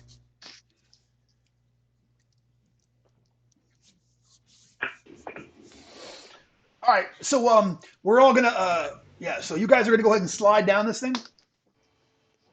Guess so. Yes, do it. Alrighty. So, you guys, let me read this to you. The water slide is unlike anything you've ever experienced. Fast as the swiftest fish, you slide down through tunnels, loops, and whorls, borne by a sheet of rushing water. At times, the walls of the slide illuminate. You see strange sigils and pictograms painted on every surface. Other times, you simply rush through the darkness with only the roar of water and your own cries of terror and joy. Sometimes you fly into the air, only to land back in another tunnel, or you invert completely or drop straight down for a moment before leveling out. You abruptly come around a corner and the water slide branches into 3 tunnels, left, center, and right. So, real quick, left, center, or right? You gotta tell me now. Raven. Left. Centered. What was that, Dirk? He said center. Dirk? Left. Left. Fritz? Left has never served me wrong. Left. Thomason? I'm left-handed. Left. Rocky? Left. Okay, You guys are so going to leave me on my own? Remember, I I picked the can left. heal That you. means Well, I'm the I one can that heal picked you. left. That means you go center. so you guys Only ones live down the left. We're so in trouble. Get in the center. all right, so you guys all just get like slid down like in all different directions. However, Raven goes down in a different direction. Oh no. Left is center is 1, left is 2.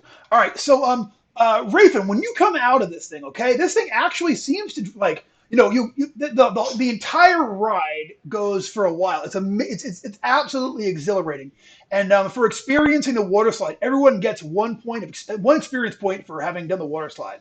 And also, I'm gonna give you 4 points to the fight with the snakes because you guys it took every level of damage and hardship and spell loss and everything. So 4 rock and I rarely give out 4 points for an encounter, but y'all earned that one that time. So total of 5 for this adventure, which puts you at 15.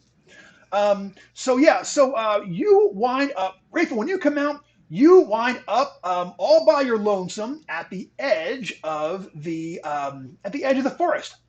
Also, the rest of you guys, eventually all get the other 4 of you all get dropped off. You are also at one edge of the dark forest, but you do not see Raven. Oh no. So, and here is what we are looking for. So the forest, this forest is very unusual, like everything else you come across here in the last couple of days, or hours, I suppose it is. All right, so the dark patch of forest is made up of towering, lofty trees of a variety you've never seen before. Looking up, you see a dense canopy of green leaves 100 feet above, making a very visible roof in this place. However, as you draw close, you see that the forest, while completely cut off from the sun by the impossibly dense foliage canopy, is actually lit from within by softly glowing lanterns hanging in the trees. But as you look closer, you see that the glowing objects are not lanterns, but rather glowing ears of corn, half shucked and exposing their luminous texture of kernels to the sky.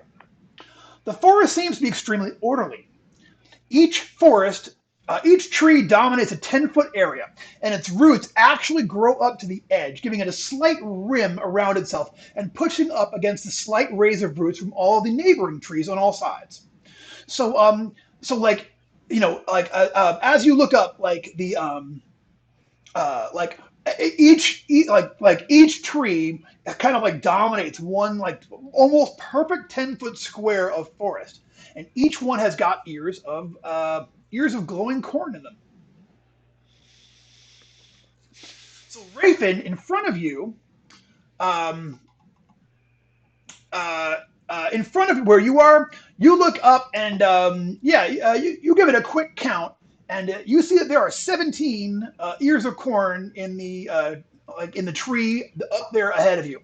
The rest of you guys from where you are, you look up and just, for whatever reason, you see that there are 38 ears of corn in the tree up by where you are. Is there any noticeable path through the forest in front of me? No, it looks like you're going to have to sort of like make your way like past the trees and climb, like sort of walking over their root beds in order to get anywhere. Is there can I hear anything in the distance? Anything unusual? Give me a luck check. Roll low. My luck is 5 currently, so it's got to be real low. That's a 14. No. All right. I will let the rest of you guys also make a luck check. Oh, okay. And 9. I made mine. If it's under my luck, then I you hear the sounds of like running water because like the tunnel is still like dumping water into the ground where you guys are. So when you first get up, the ground is like super soggy, but you hear oof, and you think maybe like somewhere not too far off you might have heard Rafin land someplace where he was. Did we have a Zoom shuffle? Who's who? It looks like. I got cloned. I mean, Yeah, how'd that happen? Yeah, it looks like Bruce got cloned and is replacing Chase. What the heck? How is that even possible? It's the donuts. Magic donuts. Chase, give him some numbers. Let's make sure that they can still hear you. Can everybody hear Chase? Chase. I can. Yeah, I can. Accio Espresso. Can you watchers hear Chase? Bruce, what do I do? Just grab the Zoom videos one at a time and just drag them back out. So grab me and move me back to mine first. All right. That would be the logical thing. So there's only one of me, because let's face it, as good looking as I am, you only need one of me. And then Michael's the only person in the right place. Then you need to swap. Right. Move one at a time. Yeah. And Bruce, only one of your screens is actually active. The other one is just a picture. My life. All right. Let's do this.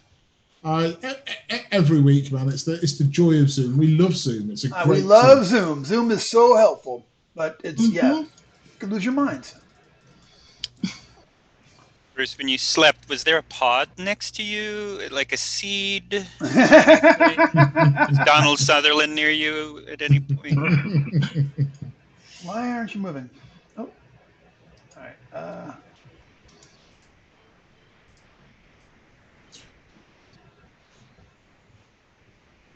There we go. It's starting to move.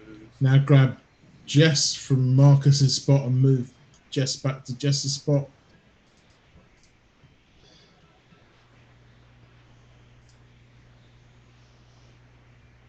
Oh no!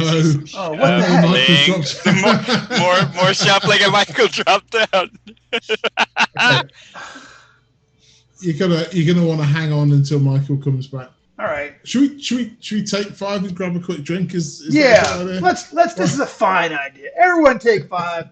Take 5. Twitch chat. Take 5. Yeah.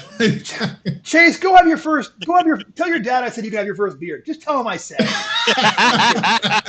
don't really tell him that. That's all I need. I was just running to grab a soda. There you go. Yeah. All right. But a break is okay with me. I could use a bio break real quick. Yeah, take a bio, everybody. Window that's all right. There it is. It's starting to move. Jess. Chase. Michael.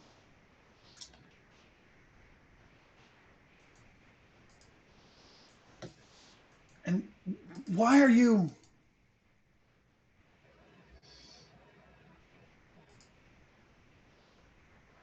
I think I just got to redo Bruce. All right. Yeah, because Bruce is the same way he has been for a while. Yeah.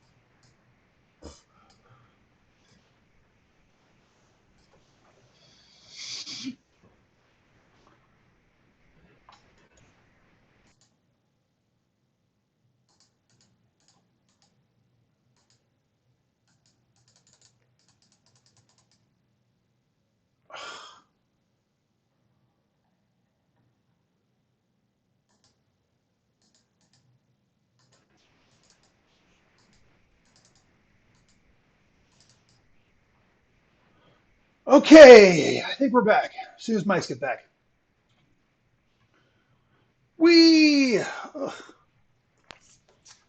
Did we lose Marcus?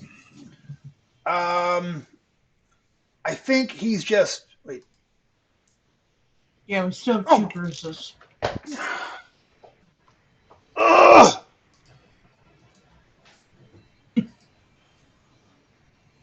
All right, I can fix this.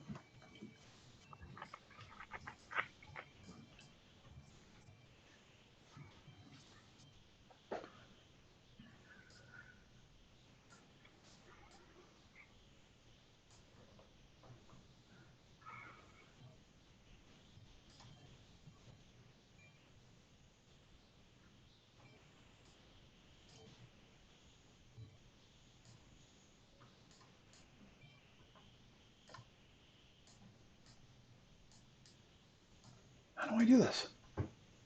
All right, I'm just gonna delete it. Oh, that won't work. All right, I'm turning my mute off.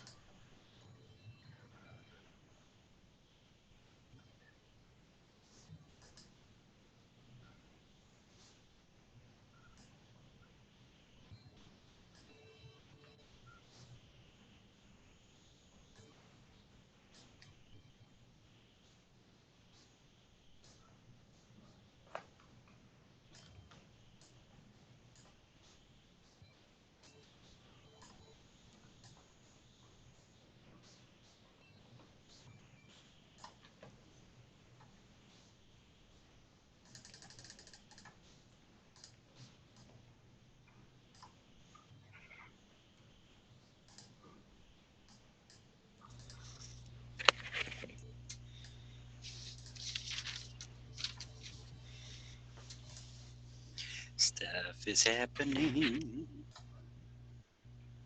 Joys of technology, guys, isn't it? Isn't it awesome? I mean, like COVID wasn't enough that we have to use this tech for our hobby. Exactly.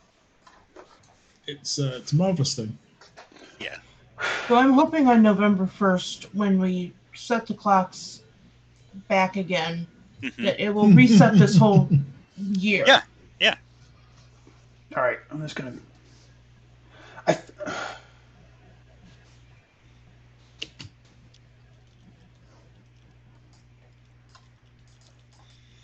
But as I said, even past this technology, we got the game, we got to meet a bunch of great people, and We have.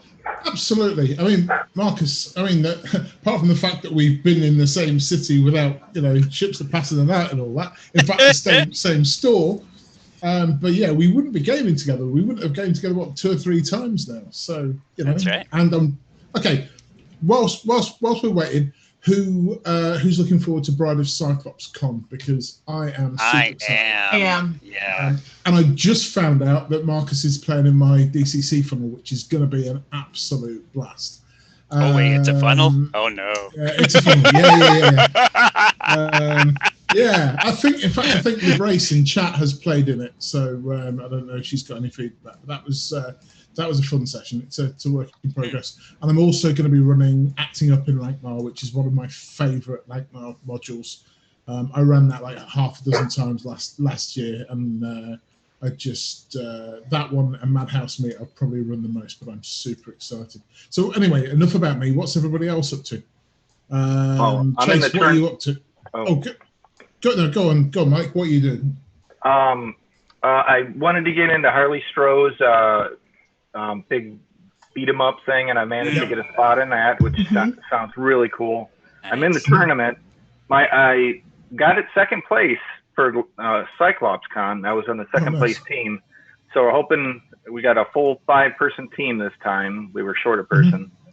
And I always just try to do new things and fun stuff. And there's always too many choices. It's hard to really pick. You know? So you're looking forward to the tournament. Chase, what are you doing for Rider Cyclops Comp? From my understanding, I'm playing in one game. Mm-hmm. Which one do you know? From my understanding, I think it's with you, Brendan. What? Yeah. Awesome. What game? That's cool.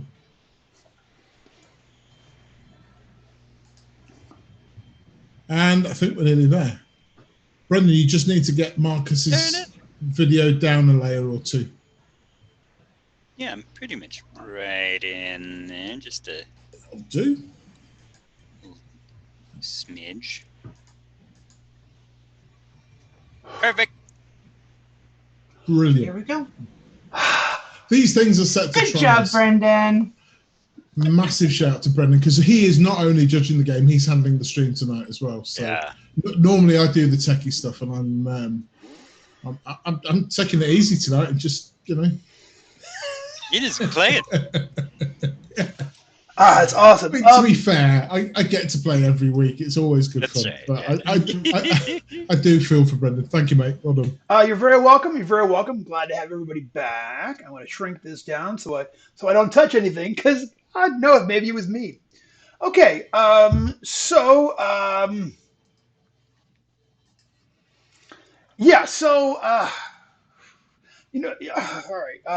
So we heard Raffin come out of the. You heard a ooh as he hit the dirt in a splash. It sounded very much like your friend Raffin. In which direction was that? Headed to south of you, you think? Okay. Well, he's the one with the geese or geesh or goose. Geese. He's got the goose. All right. Can I call out? Hello. Yeah, you definitely. Yeah, you hear Raven somewhere off to your south, and if you want to, you can make your way over to him. Nice. Are the illuminating corn close enough we could pick one? If you were to actually you'd have to go into one of their root squares, and you have to climb a little bit. They're up. These are very, very. These trees are uniformly. It looks like almost exactly 100 foot high to your eyes, and it looks like they would have to. You'd have to. I mean, definitely doable, but you would have to climb up there and get one. Okay, I'll wait till we are reunited. All right. So you guys head south, and this forest has got a corner like someone drew it with a ruler. You come around the edge of it, and you look over to your right, and sure enough, you see that's where Raffin is, and he's there like all of you, just sopping wet from your exhilarating ride down the water slides, and you're now checking it out.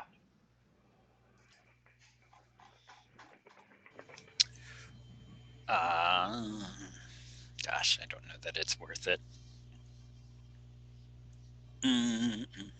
Are there any square root tree areas that don't have corn in them?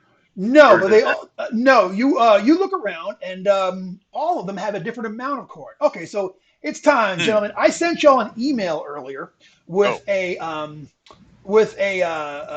legend on there. So I'm going to now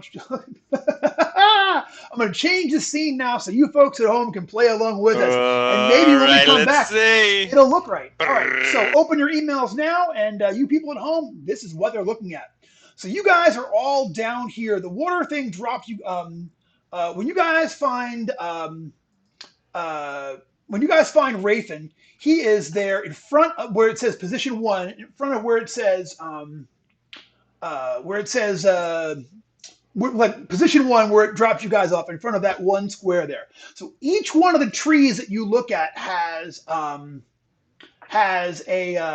certain number of these glowing ears of corn in them, and they are all recorded there into the They're all there. You can actually see them all there in your handout.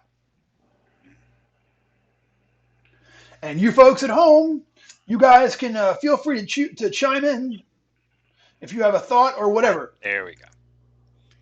Oh my God, we're playing Sudoku. You wish it.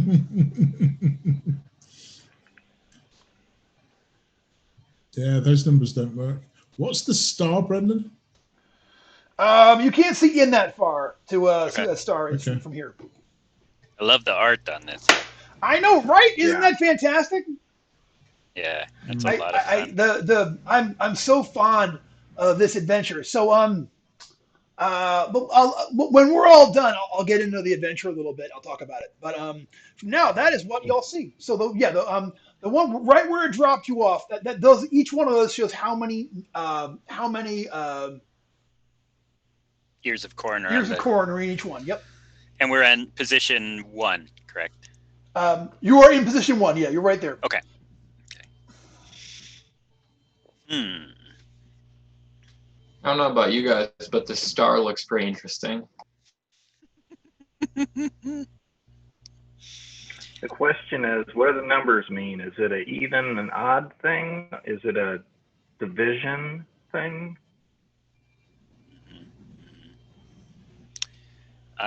While we're waiting, I'm going to take my time to fix my bow. Oh yeah, takes you 10 minutes to fix that bow, but you have it fixed up. Okay.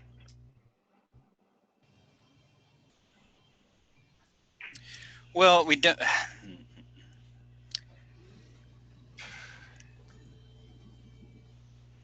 Yes, we don't quite know. I love the donut is drawn on there too. Yeah. We don't quite know what the consequence is Right. of this. So I was going to, since my bow is fixed, take a shot at one of the ears of corn. Okay. In which square? Oh, okay. The one that's 4, odd 4. One that's well, there are 4 of them. Okay, so here is what happens. You shoot an arrow into that tree, and for a moment you see this stirring in there, and you're fairly sure that it looks to you like the leaves are moving in there. But then, after a moment, you realize those aren't leaves; those are very well camouflaged lizards. A whole bunch of them, where something like you only see them because they open their mouths to hiss. And they look very much like the lizards that got dropped off by Big George Lincon earlier. Okay. And it's there were 4 ears of corn in there, but there aren't like four lizards, correct? Let me. You know what? It's hard to tell because they're still up there in the okay. tree, but Okay.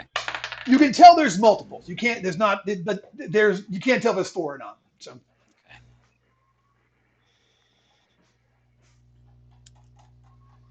Well, there's lizards up there. I think we need to skip that. Okay. I mean, Yeah, I'm those going are- to do this Okay. same, maybe a sling, Okay. fling a sling stone into 17 next door. The one next door. Okay, you sling a sling stone into there. Ka-dunk, ka-dunk, ka-dunk. You hit the trunk of the tree, like up close to the foliage, sort of in the same. Mhm. I'm assuming going for the same kind of position Yeah. where the lizards are. You know what? Nothing stirs. Mm. Okay, I'm going to step into that square. That All right. to step forward towards it. Gotcha. You step into that square there, and yeah, sure enough, you're good to go. No, you are not bothered by nothing's in there. You are not bothered by anything. Okay, we got any maths geniuses in chat by any chance? Because I'm wondering. 17. What is 17? Well, maybe it's all based on Stevie Nicks songs. Edge of 17, Mm. throwing it out there, y'all. I search for a white-winged dove. You know where it is? Inside. It's in my Silver Springs. Gotcha. Rock on, Gold Dust Woman. All right, so See, can we just go back to a few weeks ago when we were doing T-Rex ones? Because those have just gone. I know, we knew those. Like, boom, boom. We still haven't had our conversation yet because I'm so psyched that you're into them. We just need to get to the Steely Dan Forest, and I'll be perfectly fine. But see, like, what you would lose what number Ricky had of corns in the tree, so you wouldn't know what was going on. Sorry, I didn't. That was almost a pun. Almost. No, you were so there. Hey, 19. 1,000 insane worlds, 1,000 70s bands. You know, I really feel bad for Chase right now because our extremely old musical references extremely have to be old flying past your head. references. Thank you, Chase, for your patience and perseverance. So you shoot a sling rock into square number 17, Square 17. And Yep. you saw no lizards reacting. Okay. Yeah, I'll step up. I'm sorry. Somebody else take a turn, but I've got an idea from there. But you know. How tall are the trees? 100 foot tall. Okay, and how big around are they? They are very big. They're like imagine like oddly straight like oak trees. Like they've got a very like maybe say it's like you could barely put your hands around them. You know what I'm saying? Like you could almost touch your fingers. Almost. They're very climbable. They look like once you get up to about like the 15-foot level, there's branches, they branch out and they kind of spread out. The top, like the canopies all grow together. So it's almost like a perfect 100-foot high roof over this entire thing. Because why I was asking is, can I take my shield and hit the trunk of the tree to try to get some of the corn down? Oh, you know what? You could do it like nobody else could do it, but you could do it with a deed die. Are you going to do it at which one are you going to do it at? I was thinking the 17 one. Okay, that sure. We're near. Yeah. Roll me a die. That's right, Hector. Roll me a die 3. If you get a 3, you get an ear corn. 1. Yeah, you give it a bang, but the corn does not fall from the heavens. Okay.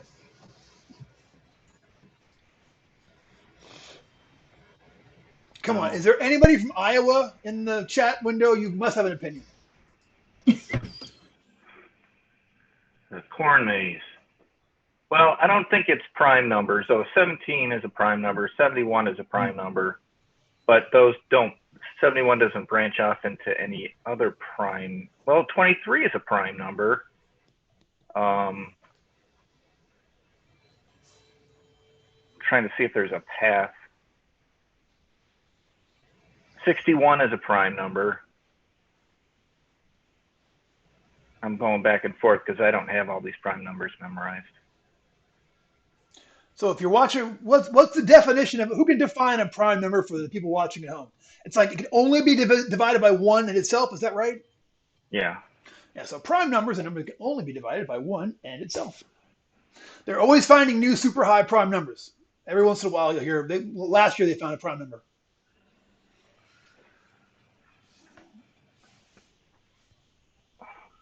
Degree 61.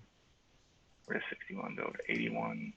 Well, if 70, let's test the theory. Let's take a look at square 71.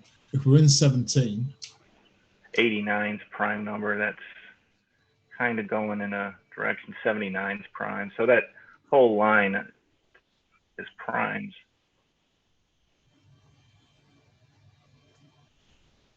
'59 is a prime.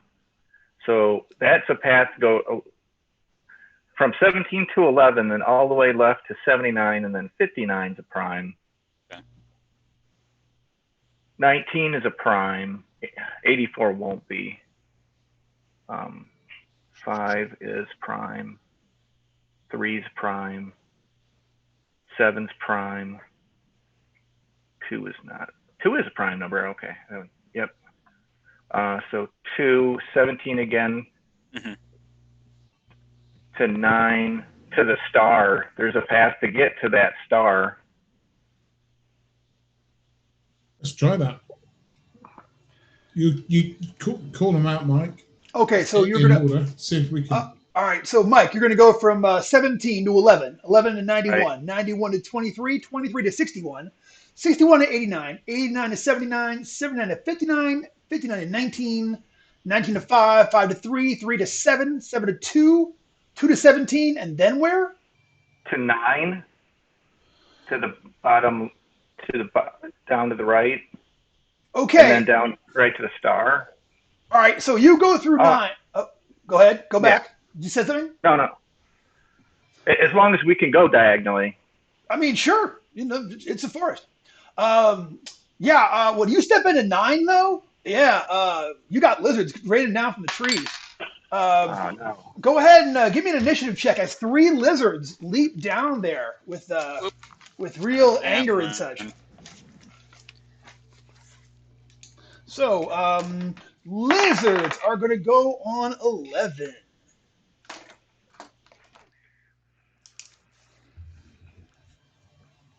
Okay, Fritz, what'd you get? I actually got an 11. All right, and that means you go first. Perfect Tom. 7. I got a 7. Prime number. Should have gone down. We should have gone down to 2 to 13 to 7, and then the star. That's probably the path we should have taken. Well, we'll see. We'll see how it turns out. So Dirk. 10. 10 for Dirk. Mhm. Jess. For Rocky. 3. 3 for Rocky. 9 is not a prime number. I don't know why I said 9. Yeah. Ooh. And last but not least, Rafin. I had a 6. 6. All right.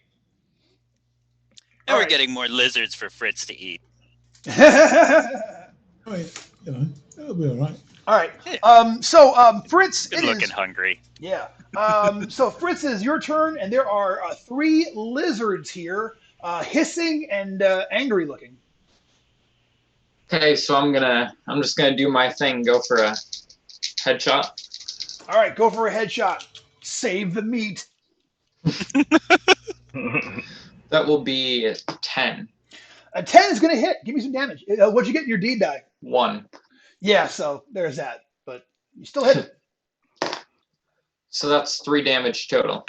Okay, so Fritz hits that one and wounds it. It is still up and in this fight, and it is their turn. So that one is definitely going to return fire on you, Fritz. Here comes that snake bite or lizard attack. It's going to get a 12. Does that get you? No. All right, and then I'm going to roll randomly for the rest of you. I got 1 is going to go at Perfect Thomason, and 1 is going to go at Rocky. Perfect Thomason, 9. Does not hit. Rocky, 16. Does a 16 get Rocky?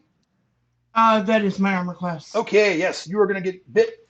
So you are going to take 3 points of damage, and please give me a DC 9 Fortitude save. Okay, what do I roll for the fortitude? A d20? You roll D20, and you're going to add your Fortitude modifier up there in your character sheet.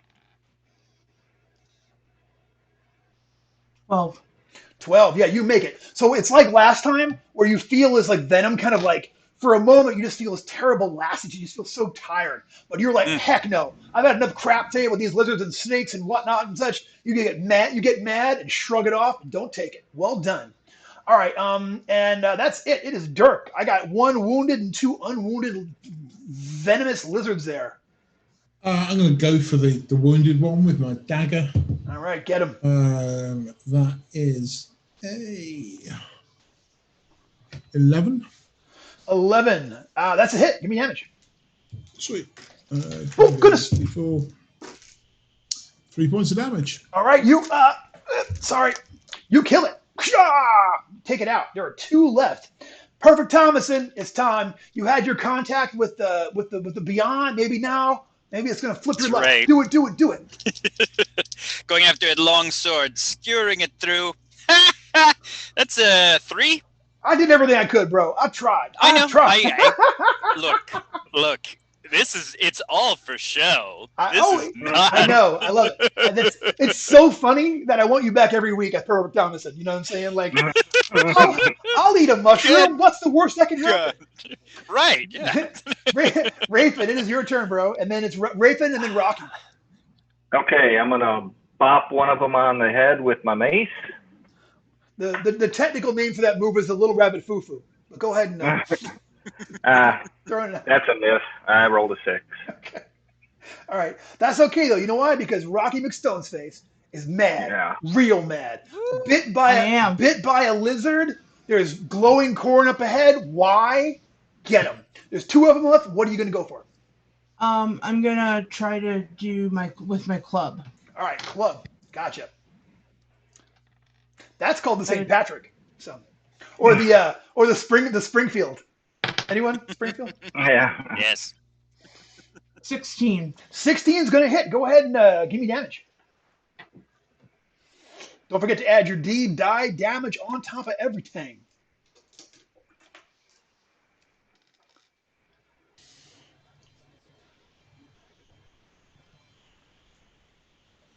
Eight. You kill one. Deboosh. And Nice. Well done. And if you want to, you can use your shield bash and try to go for that last one. Okay. I look at it.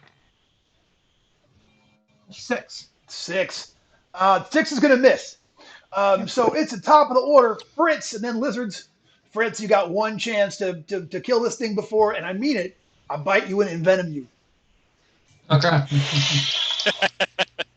Thought we were friends, Brendan. I mean, we're friends, but this lizard, shady. So shady. So shady. Shifty eyes. That's a 7. 7's gonna miss. 17, right? 17. I wish. Nope, just a 7 from a teenager. Thanks much. So, hey, see? So this thing is gonna leaps up. It's gonna try to bite you on the face. Oh, my phone just said, hey Siri. It is going to get a total of an 11. I can't do it with that. It's Dirk. Dirk, kill the lizard. Get rid of this thing. That was a 7. Yeah, that's going to miss. It's Perfect Thomason.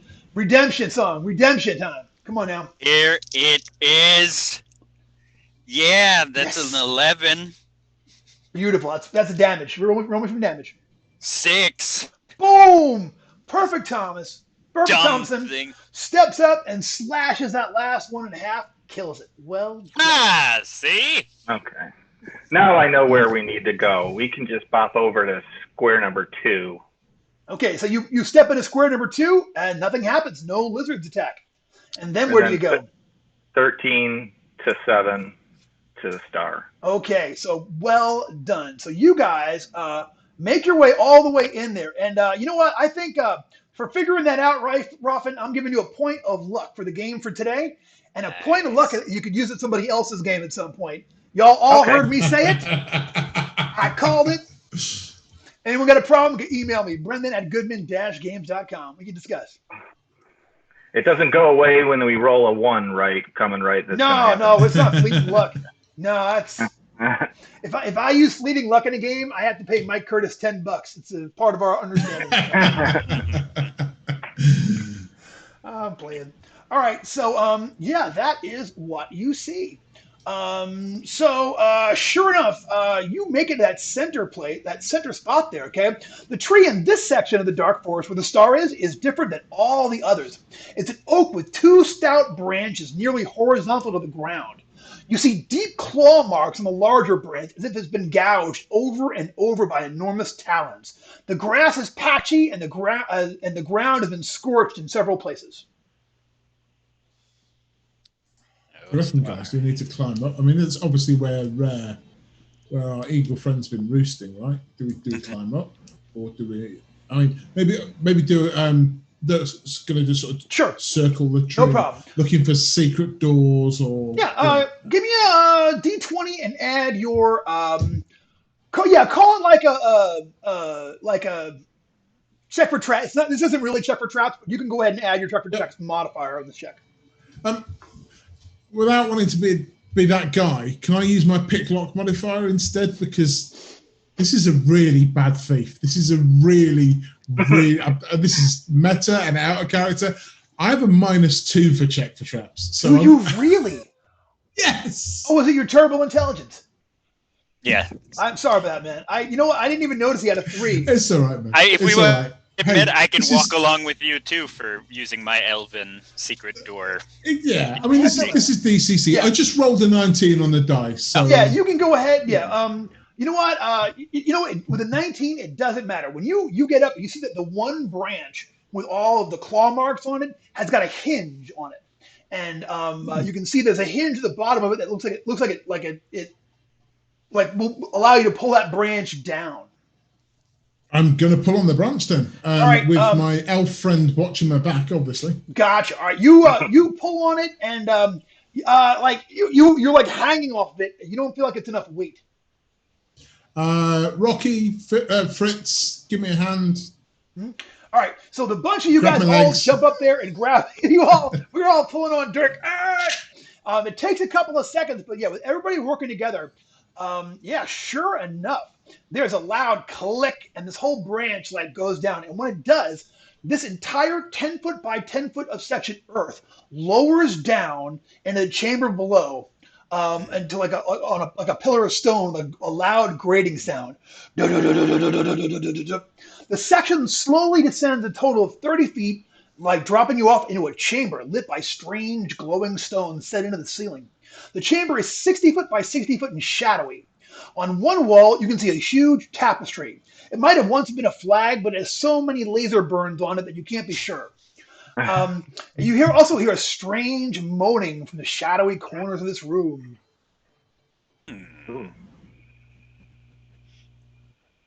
Get some light. Yeah, get some light into the corner of the room. All right, so you guys light up your torch, and sure enough, like as you guys are standing there looking around that chamber, these creatures come out of the corners from there, because they all look like shadowy, ghostly figures. Okay, but I mean, when you see ghosts like in a movie or whatever, they are all translucent. These ones are all red, white, and blue, like across their bodies the whole way and such. And they're all like coming at you, and they're like, they expressly all sort of gather around Rafin. Okay, and they tell him, they all tell him, "You must leave. This is danger. There's danger here. We did not heed the danger of Big George Lincon, and this is what happened to us." These restless spirits, don't fear. I'm here to free you. Mother and Father Nature have sent me to free your spirit so you can move on. Excellent. They all kind of like look over at that, and they're like, "All we wish is to move on to the next world, but to do so, someone must deal with the creature."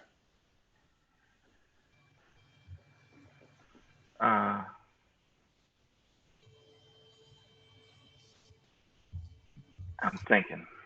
Anybody have any ideas here? The creature meaning George Lincon. Yes, he is. The one's like, yes, he is a danger to all of us. He cannot. He cannot hear our pleas. He does not hear us when we call out to him. You must tell him, another says, to stop his menacing of the town and to stop blasting people. I was just out in my yard having a smoke, and he's going to shoot me from the sky at the same time telling me to be careful that there might be venomous snakes on the goat trail. No one goes down the goat trail. Just leave me be. Well, some of us go down the goat trail. Yeah, seriously, don't go down the goat trail. So at least that part of his advice was good, but why shoot me? Why?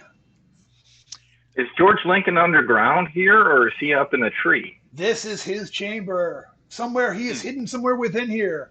He says, perhaps through there, he says, pointing at one of the walls. Okay, I have a question. Sure. Since is it still fairly dark down there? It's someone lit a Dirk, you lit your torch? Did I hear it right? Mm-hmm. Yeah. So there's enough light down here. You can see by pretty well. Okay, because why I was asking is because I have infravision Oh, okay, to sure. see into the corners. Yeah, If we could. Yeah. You can walk away from the light and check those corners out. Okay. Okay. Do you go and check the corner out where he was pointing over there? Yes. Yeah. Roll me a d20, and add your dwarf level and your intelligence modifier.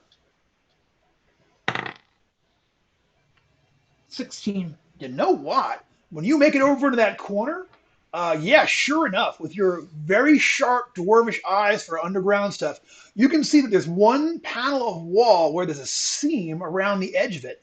It seems to be a hidden door.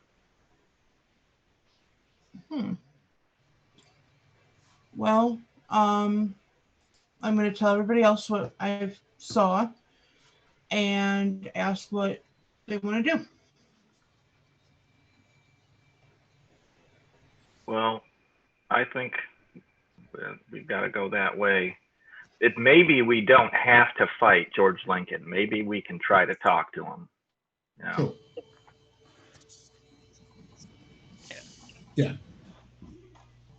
But Dirk's sharpening his knife and I'll talk to him and his laser blast and but do you want to? then he's going to put his knife away and go and check out that door all right. Give me a check. because we know how good he is at finding traps. So sorry, man. No. That's a -1. I'd give you some luck, but it won't make a difference. Yeah, there's nothing you can do for a -1. Even find the door, it's obviously still really well hidden. You know? he's Patting on the wrong on the wall. wrong wall. He's like, I'm sure there's a trap here. I can sense it in my bones. You know, yeah. You find nothing. However, it's all the nothing you can walk home with. So there's that.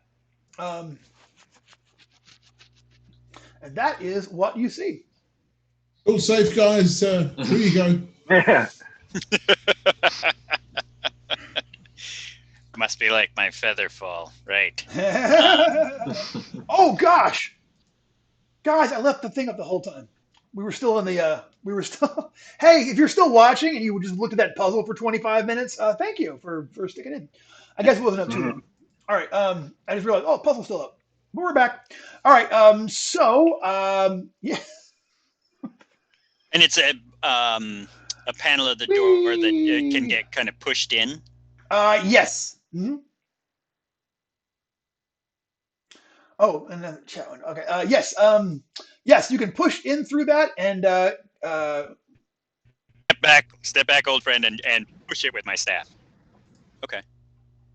All right. Sure enough. Yeah, you push it and it opens up into a room. This is an opulent room with huge oriental rugs, burning incense and copper braziers and hanging tapestries with Rococo beach scenes and ocean life. In the center of it all is a sight you've never seen before. A squid wearing a jaunty tasseled fez on its hat sits on a hassock behind a wide table of smooth blonde wood. There are 3 upside-down cups on the table, each marked with an embossed letter, A, B, and C. And the letters are correctly oriented when the cups are upside down. The squid looks over at you and kind of smiles and nods. I tip my jaunty head as well. He kind of like leans ahead to you, and then he puts his then it puts its like tentacles there and just like does this amazingly fast switch around with the cups. So there's 3 of them there, and he's looking over at you, Perfect, and it's A, B, or C. Mm-hmm. Right. I've been to Times Square. I know how this works. Okay. First, I put down my last remaining gold piece onto the table. She actually kind of reaches over and slides it back to you. Well, gentleman's game, eh? Right. A, B, or C? Well, A game. All right, you look under A? Yep. When you pick it up, you see that there's a gold bauble underneath. And the squid like lights up, and she speaks in perfect English. Ah, you have discovered it. Well done. You have earned a wish. But there's only limited things that I can give you with this wish. Have you any comrades who have died trying to find this chamber? I can bring them back to life. No. I could safely transport you to any place in the universe you would choose to wish. You'd wish to view. I could grant you a lifetime supply of square donuts. Ooh. I could make you stronger, smarter, tougher. I could even perhaps add to your... Perfect. Yep. Really, there's no need. Yep. He says I could even add to your luck, or fellow adventurers. Or if you're interested, I can also, with the power of it, I could make, I suppose, I understand the purpose of your quest. I could make Big George Lincon understand that his reckless and random actions are actually hurting Georgetown. Or I can send you to any place in the universe. I'd like George Lincon to see the error of his ways. Really like maple donuts. Yes. But yes. George should see the error of his ways. Yes. Then it shall be so. Boing. Thanks, Jenny. Absolutely. So, and then she sort of like, then she gets quiet again, and she looks around and she points over at Rocky, and then she once again, like completely, like it becomes a blur. The cups just blur out, and then she points at Rocky like, "You're on mute." Okay, I'll bite. Why not? Let's do C. She lifts up A again, and it's under A. Like you lift up B, and it's not there. It's under A. She's like, "Oh, very sorry. Oh, better luck next time." Ooh. And then she looks over at Fritz, and she's like, and once again,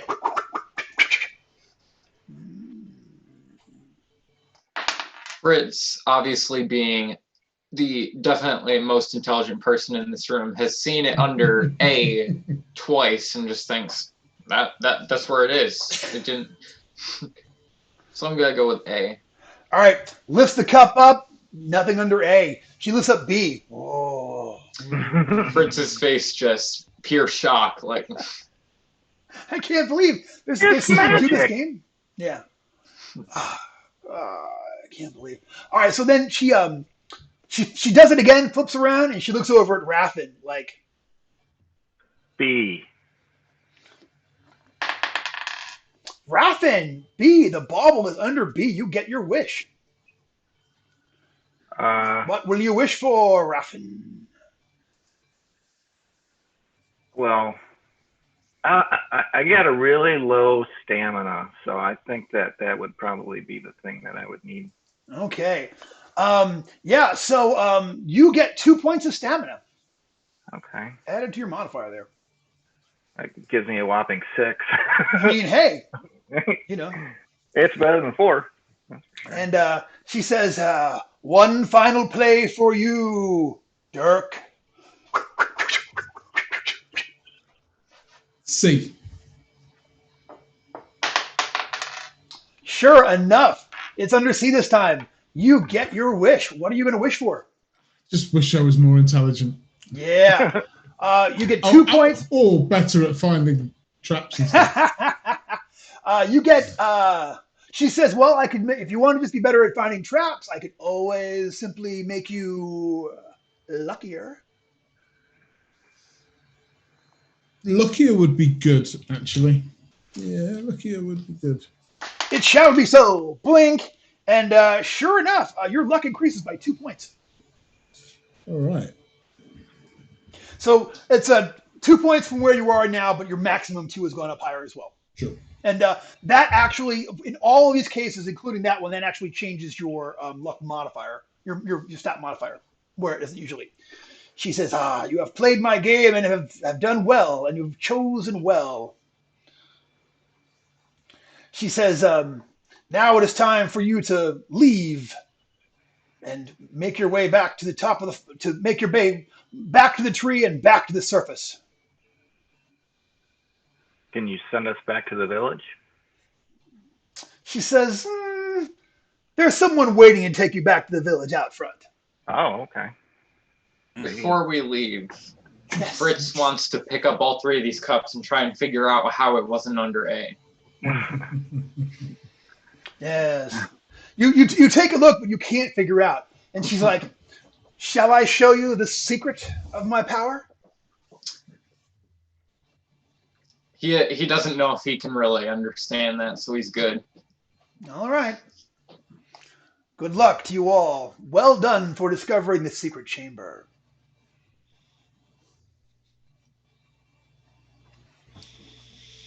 All right, so what do y'all do? Get on up. Oh, I guess it's the long journey back out. Wait. There was supposed to, so there was gold and everything that he's been taking, but maybe he's got it somewhere else. Can we look around a little bit in this room to see if there's any treasure? Sure. You make your way around through there, and everyone can give me a check for secret doors roll. Can I use my elven secret doorness? Yeah, add +1 to your for your first level being a first level elf. Sweet. Good, because I got a 4. All right. Anybody beat a 13? I did. All right, Rocky. Guess what? While you're looking around there in the back in the first chamber you guys came through, yeah, sure enough, you find a loose stone on the floor, and lifting it up, you find the following. You ready for this? There is inside there. There's a total of 230 copper pieces, 220 silver pieces, and 50 gold pieces. There's also a lot of, let's just call it bric-a-brac, wallets, empty pouches, like somebody's hacksaw. There's some small Lincoln logs that look like they go around the outside of a window. There's some generalized nonsense back here as well. Is there any mead? There is not. Only what you have. Only your apple pie. Your apple pie brandy. The apple pie brandy. Yeah, it's all you got. A hand mirror of some sort. That. Make me a luck check. Roll a d20. Roll low under your luck. Of course, it's 17. Yeah, there is not. Good. People don't understand the value of looking at yourselves. All right. Now we can head up, I guess. All right. All right. When you guys go back and you push that tree lever back up, Yeah. and when that stone pillar comes out of the floor and raises you back up to the surface of the dark forest. And sure enough, when you get there, there is Big George Lincon looking over at you. He's actually standing on a tree right now. There are all of these like lizards in there that are hissing at him, and he's just randomly grabbing them and throwing them over his shoulder, and they're getting flung into across the forest. And he is like, "Hello, travelers. I have been mistaken. I really thought I was helping people there, but I realize now that what I thought my values were not aligned with the values of mortals. And I've been making a lot of mistakes here. I hope you can forgive me." Oh, certainly. Everyone makes mistakes. Yes. And he says, Raffen, he says, looking down at you, if that's your name, I have, as soon as just a second ago, suddenly I heard the voices of all of these spirits, and I was keeping them here trapped with me. And they said that you had come to rescue them. If you are indeed Raffen, know this. I have sent all of those souls on to their final delivery place and to wherever that should be. And they have gone on and been beyond you. So your quest is now lifted. Thank you, mighty George Lincon. Just George. We're cool. So then it flies you one at a time back up to the town proper. And when it gets there, everyone's running and screaming, and he's like, "No, no, wait! I realize that I," kind of once again goes over the fact that he was mistakenly, acting, didn't mean to be acting against the wills of the town. Really thought he was doing the right thing, but clearly had failed and had done a bunch of that. So he promises to going forward, he will be a true protector to Georgetown, and everyone is pleased to hear this. And he's like, I realize now that, when I was shooting at you people and burning you up alive, that's not what you needed. What you needed was a friend. And from now on, I shall be that friend, and I shall not be just randomly blasting anyone randomly, but unless you're a burglar or something like that, or a Hun, I don't know, whatever.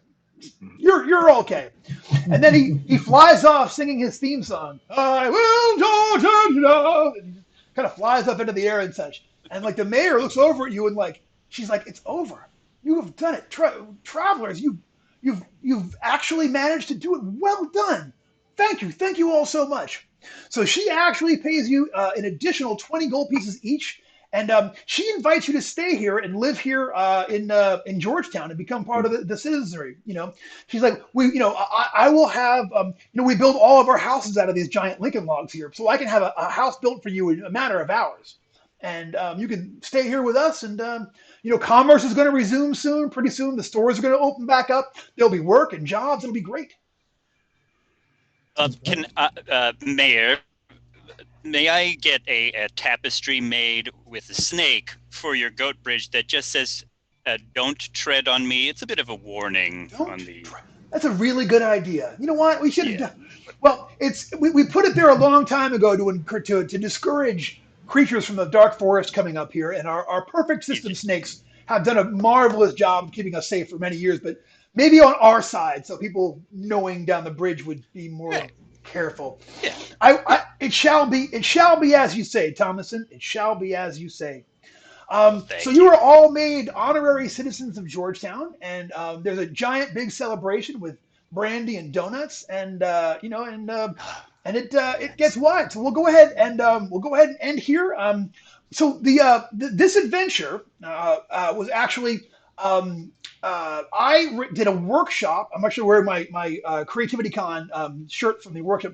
It was a workshop at Rose-Hulman University, and I did a workshop where I divided a group of engineering students into 5 groups, and I was like, all right, you guys come up with monsters, you come up with treasures, traps, hazards, and locations. And all the groups made up their things, and then we wove them all together in the second half of the meeting into an adventure. And this is that adventure that was written by a design team of senior engineering students from Rose-Hulman University. And I just think it turned out hilarious and weird. None of them had ever played a role-playing game before, and so it gives it a very, very weird, different flavor. There's like every monster in there you can get around without fighting. You know what I'm saying? Which, no one does that. So I hope it wasn't too weird tonight. I hope everybody had fun and enjoyed themselves. And boy, tech problems, whatever. But thank you all so much for tuning in.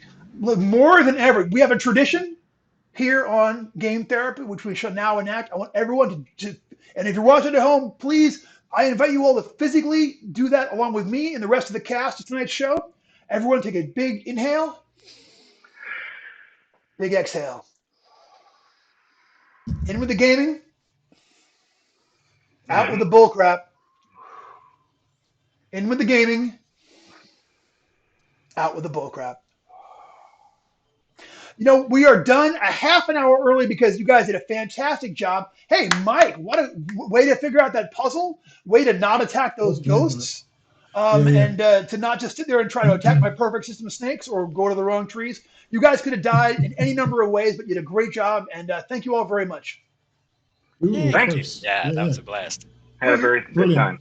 I'm glad Thanks you enjoyed everybody it. for playing with us. Yes, and if you're watching, come back next week.